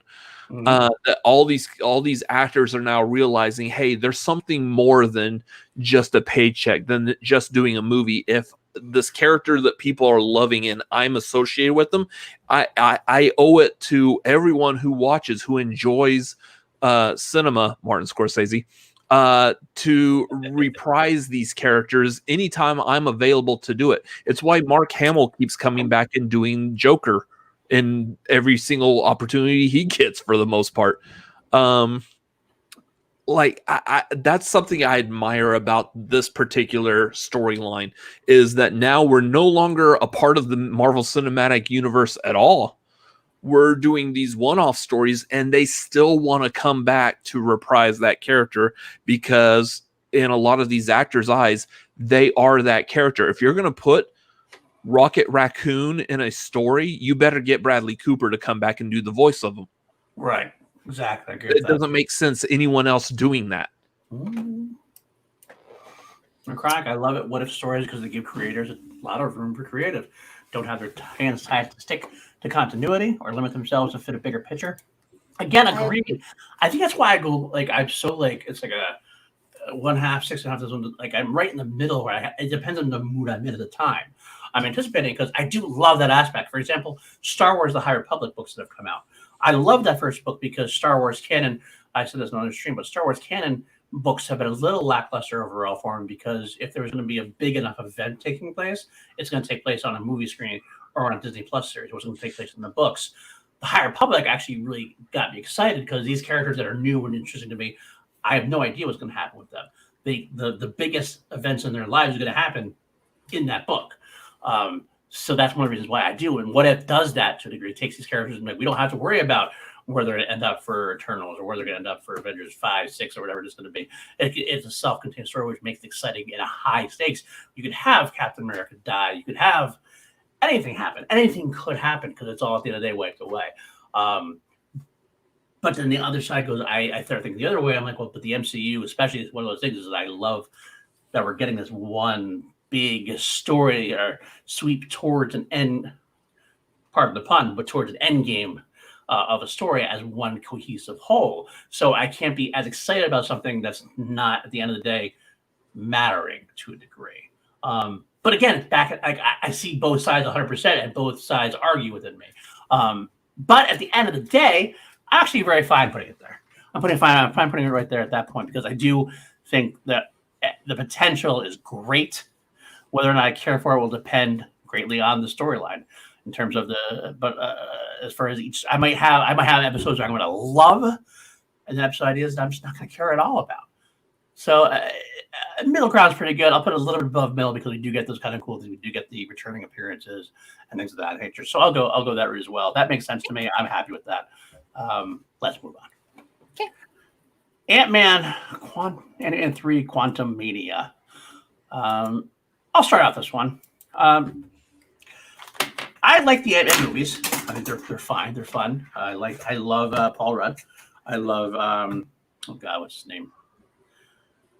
Luis? Or was it? It's Luis. Is it? You know, I'm talking about the. I always want to say Luis Guzman. I know it's not Luis Guzman. I can't remember his name now. Michael Pena. Michael Pena. Yes, that's it. Michael Pena. For some reason, I always want to say that name. Luis Guzman. I know it's not, and there's no link to it. But I love him. I like Michael Douglas. Catherine Newton's great. They're introducing Kang in an Ant-Man film. That kind of blows my mind. Because Kang is like one of the biggest Avengers villains there is. He's up there with Ultron. He's up there with Doctor Doom. He's up there with almost any Avengers villain you can have. So you're going to introduce him in Ant-Man. That is just a strange thing to me. And I have a hard time wrapping my head around it. So in a way, it makes me a little more anticipate a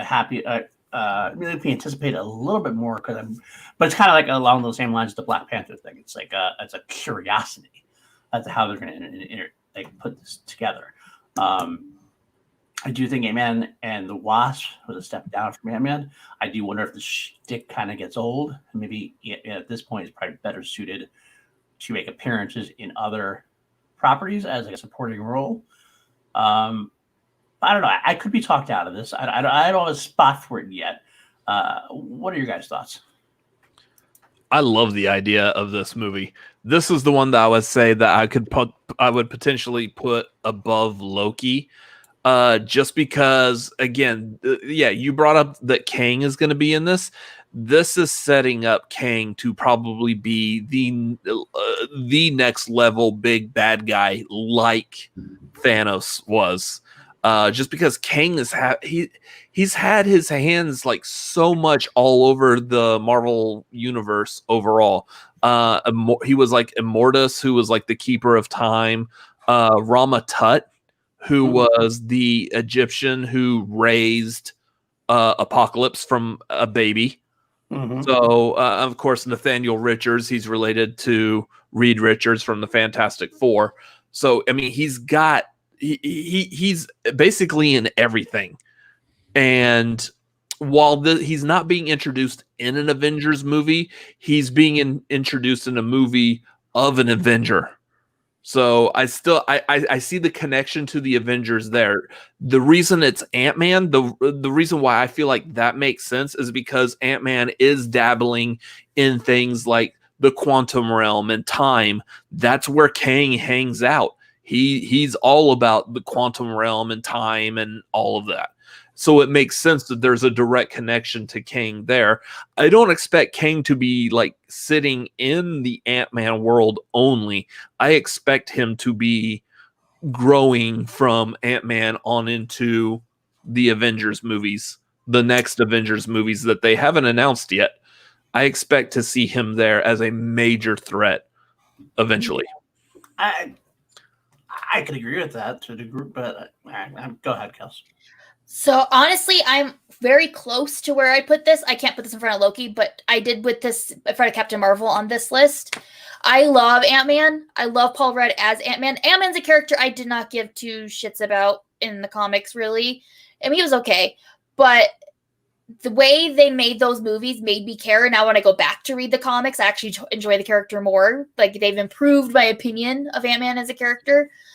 I'm super excited for this movie. I'm not as familiar with what they're doing with this one. I don't know Kang as a character really all that much, but I love like on it, like with everything with time, the quantum, like I like how nerdy the Ant-Man films get with it, if that makes sense. It's hard to explain, but like it's like fake nerdy, like nerdy. talking about the quantum realm. You're like, yeah, sure, if you say so. Exactly. And so like I have fun with them. So I'm super excited for it. I'm way more excited for it than I am Captain Marvel. Not even close to as excited for it as I am Loki. So between those two would be my preference.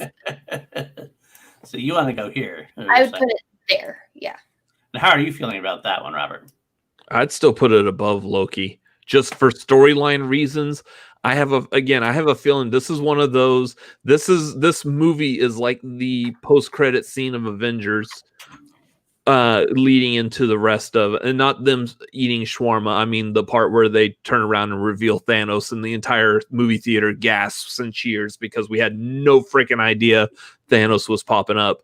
I think it's something like that. That this movie is going to be the one that pushes the rest of the MCU forward from that movie on. Like everything else is going to be really involved around. I mean, if you think about it, like everything that's going on as far as like going up into outer space, there's a lot of science in there with the Eternals. You've got like all this mystic stuff that's happening as well that's been explained before in the MCU that like we call it magic, you call it science or whatever. All of this is still all going to be tied into what Kang is all about. And I think it's going to be a huge, huge push for the rest of the MCU. But they're doing it in an Ant-Man movie. I still have a hard time getting over that. I don't know why. Well, okay, so put it in the perspective of like what other movies coming out. Would you want them to introduce Kang in the Black Widow movie or in Spider-Man? It makes sense out of all the movies that are coming out that they would do it in Ant-Man more than any of the other ones. I wouldn't expect to see Kang in Black Panther. I would see it more in Black Panther than I would in. Well, I mean, I guess without Chadwick, it's kind of different. It's kind of a different thing. But I could even see him in like Doctor Strange potentially. I don't know. If they weren't doing like Doctor Strange is already going the route of multiverses, which might work like in the time aspect of it, but I think Doctor Strange is already like again. I think they're setting up for a big bad as well with Mephisto. Yeah, in those. So I think Kang is going to be the bigger of all of them. Potentially, absolutely, potentially. I don't know. I mean, I have no respect for. I don't have respect for Ant-Man. I guess a lot of respect for Ant-Man. I mean, I like it. I do like it. I just feel like it's like introducing. I'm trying to think of a way like it's putting Darth Vader and like introducing Darth Vader in a film about like R2-D2. Like it just seems like it's not epic enough to do. Or maybe R2 even more epic than Ant-Man would be. Like it'd be like a Darth Vader in like a Wedge Antilles movie. That's what I guess it would be to me, like in that kind of aspect. So I mean, with that being said, since it is lower for me, I would actually probably at this point put this somewhere around here myself, somewhere around here. I'm willing to go as high as that. I would also argue for the fact that, we're going to get Catherine Newton as Stature. Yeah, that's Stature and training in this, and I think that's going to be pretty interesting to see also. What did I have here? Was She-Hulk over Captain Marvel, or was it It was behind it. Yeah, I was like that. Okay. Right, because I'm actually like that. But all right, so I could go that high. I can't put it above Loki at this point, I don't think myself. And given where, I don't know, where Kelsey's saying, but you're arguing it basically right above Loki, right? Yeah. And I put it right. It's going to have greater implications to the rest of the MCU than Loki will, and that's what I'm anticipating. I'm not anticipating the fun, wacky adventures that Loki's going to have, hopping through like the Time Variance Association or Authority. Thanks, bro. I'm anticipating more of like how bad Kang is going to mess up the entire MCU. Agreed, but I just don't think enough's going to happen in there. I think almost like you want to see. I guess that's what I'm trying to say. Actually, that's what I'm trying to say. Kang is going to be a badass villain. Kang might be the big bad villain of the future. But would you anticipate the Thanos appearance that we got to introduce Thanos? Is that enough to anticipate you like in an Ant-Man film that you're going to get maybe a similar type thing with Kang? That's why I go back to the argument of like, where else would you put him? Nothing else makes sense. What I'm saying though, you're anticipating Kang as a villain, but you might have a minor appearance in this, and like you might just get the "I'm Kang" kind of thing, and not much more than that potentially. So you're not actually looking forward to Kang in this. You're looking forward to seeing Kang go, yay! But as far as like what you're telling me, what you want to do is you're seeing more anticipating where Kang ends up being the bad guy villain, say in Avengers 5 or 6 kind of thing. Yeah. As far as we know, as of right now, Kang is going to be a major part of this next Ant-Man movie. I don't think it's really going to be like a cameo unless they all of a sudden they do announce like another villain. If they announce another villain for this Ant-Man movie that we haven't heard of before, then I would definitely say that she's going to be big deal and there won't be a shortage. Yeah.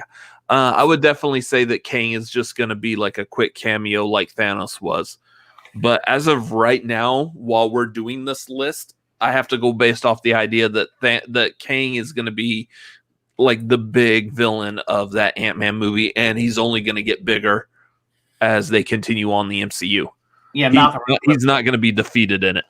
Malcolm, we're not arguing that at all. That's not what we're saying. We think he might be the big baddie of Phase 5 kind of thing potentially. And I think, I guess I don't, and I know.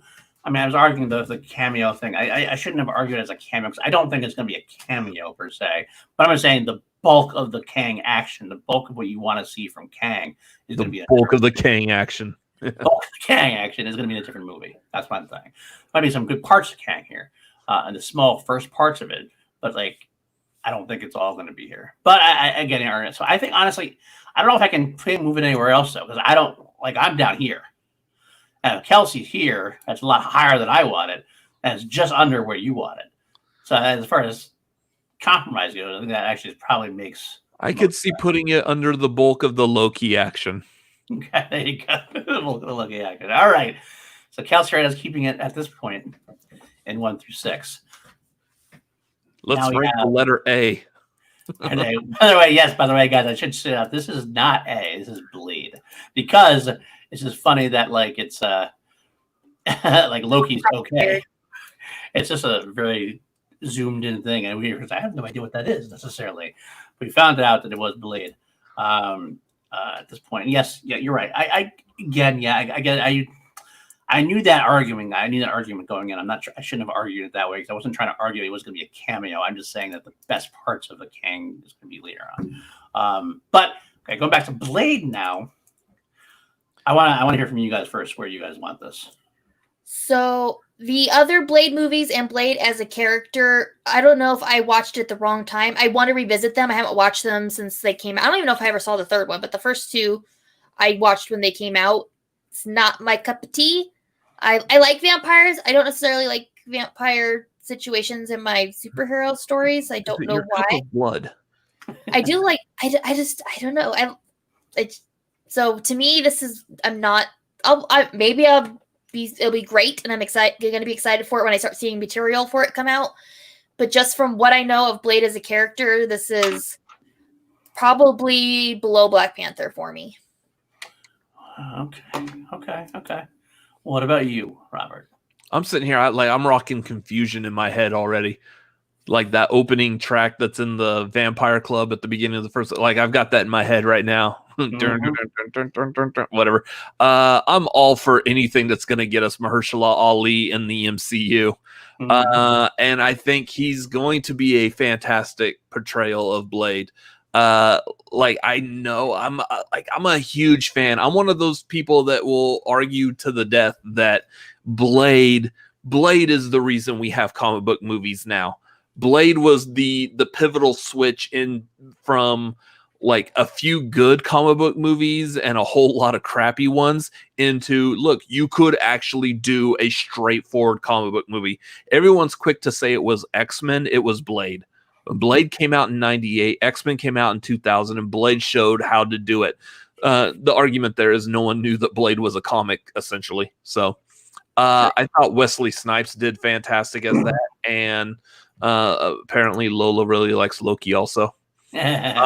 So I want to see what Mahershala Ali is going to bring to that character. I'm also hoping that this is going to also be an R-rated MCU flick, because I really can't see Blade, especially after the Wesley Snipes movies, I can't see Blade being PG-13.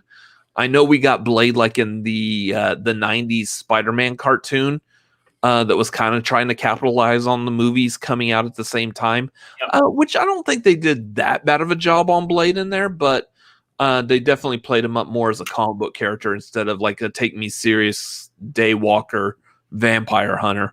Right. The only thing I don't like about Blade in the MCU is that basically leads to the implication that there's been vampires in the MCU this entire time, which I find that was like, okay, there's only so many things we could cram into like the MCU on a big screen that I'm like, this is starting to get a little like, if I'm in the MCU, what am I? Am I still a person? Am I a YouTuber, or am I like half alien? Am I going to morph into something? I don't know. Well, where would you put it then? Only because I really want to see what they're going to do with this. I would probably put it somewhere. I would probably do like right above What If. Up that high. Wow. Okay. I am a fan of the original, like all three of the movies. Okay. I will Even say the third one, which is just Ryan Reynolds acting like Deadpool. yes, very much. I was also a Blade fan, a big Blade fan back in the day, especially the first film. I haven't revisited the second or third in a long time. I do want to revisit them soon, especially before it comes out. I loved Blade. The strike against it to me goes that the connectivity is not going to be there, because it can't really connect to a lot of different MCU properties. Yeah. Really. Some of the street level stuff, maybe. I love Mahershala Ali. Having him in the MCU is a bonus. Now here is where the nice.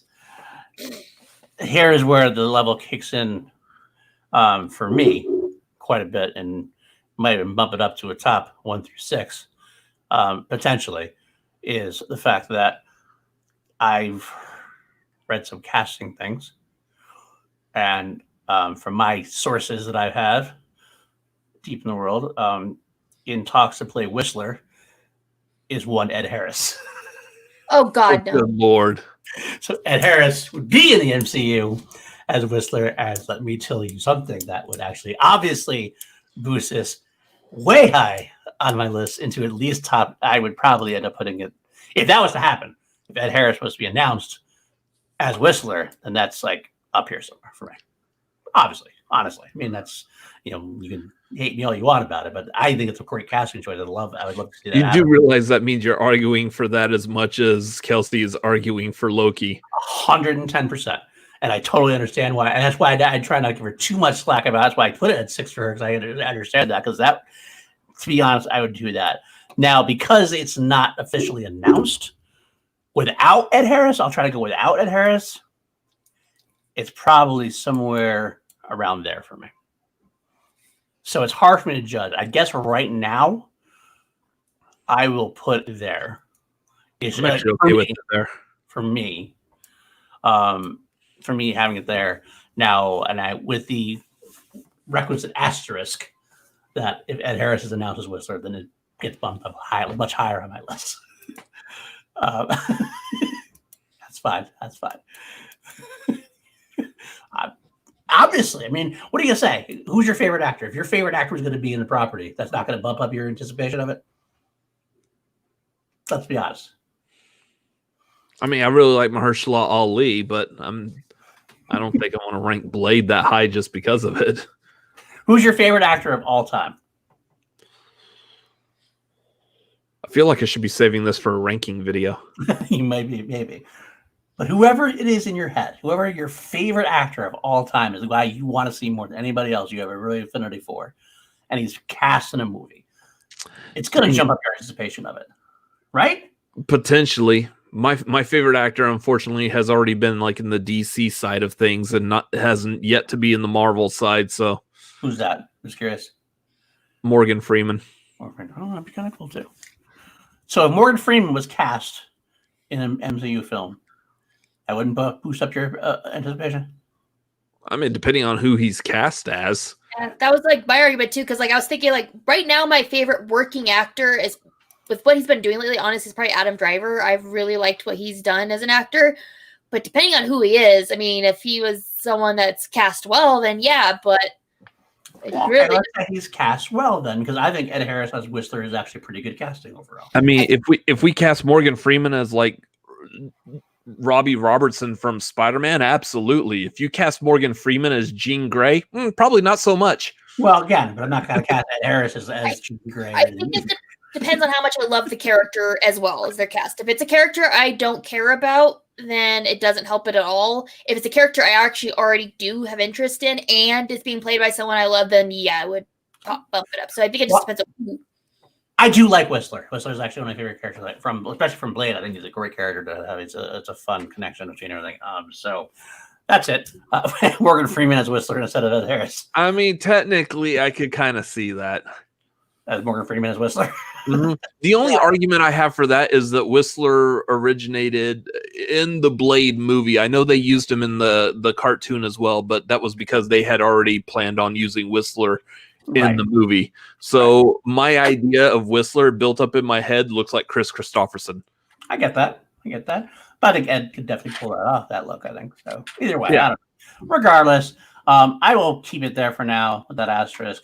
I know. See, you mentioned Ed Harris earlier, and I could have pulled it out then, but I was like, I'm going to save it until the end, and that's what I threw it out there.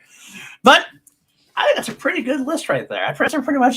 I'm not angry about anything in that list, really.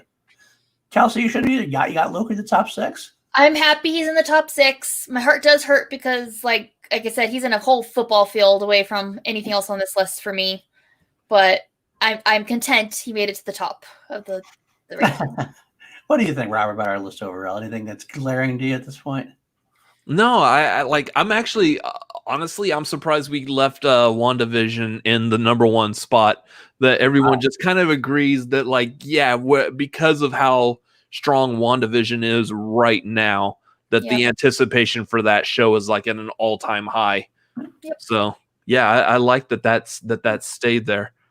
I kind of agree with Kelsey too. Honestly, I could probably put these 3 like all in the same realm for me. Yeah, they're great. Yep. But yeah, so good. All right. Well, that's gonna do it for us, folks. Thanks for sticking around. Thanks for Robert, where can the folks find you? In bed here in a few minutes. You can find me over on the Cinefanatics channel. What is today? Today's Sunday. So coming up, we've got Tuesday. We have Tagline where we talk movie news. We probably will not have a ranking video out this week. I'm having some technical difficulties with a laptop in Best Buy right now, so not a huge fan of them. So that's going to delay that particular video, and then I believe come Friday we will be doing another live review of episode 3 of WandaVision. So it's like a review. We're gonna break down some Easter eggs. So again, I'm a big comic book nerd, so I'm spotting like a lot of those Easter eggs that would probably make Coy Jandrew proud of me. So yeah, come back for that. That will be live. We want people in the chat to also like, hey, I want to talk about this as well.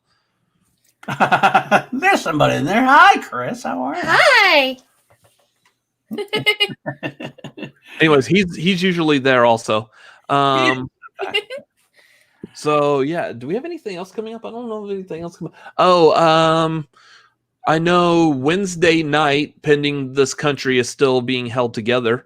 I know on our Patreon over on our channel, patreon.com/cinefanatics, at the $25 tier or higher, we are doing a movie trivia scrimmage session type of thing. That's going to be a load of fun. So, yeah, okay. So if you're a part of that at the $25 tier or higher, you could come throw some movie trivia at us, and we'll throw some at you potentially. Very nice. Yeah, for no real reason at all whatsoever. All right, Kelsey, where can the folks find you? You can find me plastering Loki gifts in every single chat I'm a part of, and also on social media. You can find me at KelseyKins90 on Twitter and Instagram, and you can also find me on Call to Action all the time, like all the time. I have no life outside of Call to Action, so yeah. Show. At Paul_Denuzzi on Twitter. You can find me on PLD Products here. You can also find me on Call to Action, where we have a bunch of different more rookie specials, including tomorrow we got Eric Davis from Fandango as an interview. We also have coming up interviews. We're gonna have a very special international friendly stream with rookies on Sunday morning, 7 a.m. Eastern time. We're gonna have Kim Foster Taylor from the UK, and also Sonny and Kat from Denmark. So that should be some good interviews there as well. Good time there. Also from Action Industries, the home of Ben Bateman and Andrew Guy. I produce a lot of their weekend content, and one specifically, the WandaVision review that we did. It's going to be myself, Andrew, and Ben, and maybe a special guest. There's only like 7 of us watching, so I could probably leak it potentially. Because I don't know if this is not confirmed. So if this doesn't happen, don't blame me, because did not #blame PLD, because I don't know for sure it's going to happen. But I think we're talking about getting Rachel Cushing potentially. But I don't know if it's going to happen or not. So we'll find out. Either way, we'll be there discussing WandaVision and geeking out over that as well. I think that will do it. Yeah. I'll drop one more thing real quick, because I didn't plug our Twitter and Instagram stuff. So Cinefanatics MLP, Robert Adams MLP, Twitter and Instagram. But by getting that little extra little bit for me to go back and cover my ass to say that, I will also say congrats to y'all on y'all's award for the Schmodown. Very much deserved. Y'all put in a lot of hard work as well. So thank you very much. We really do appreciate that. And next year's going to be even harder. Yeah. For this year. This we're already tired. At this point, looking at the schedule, we're like, oh my god, it's 3 nights. Oh my god, I'm not as tired as Eric is. If you're still in the chat, I know Eric's even going to be more tired out after everything he has to do. But either way, we do what we love, right? All right, guys. Well, thank you very much. I'm going to put this little brand up. Have a great night. I salute you.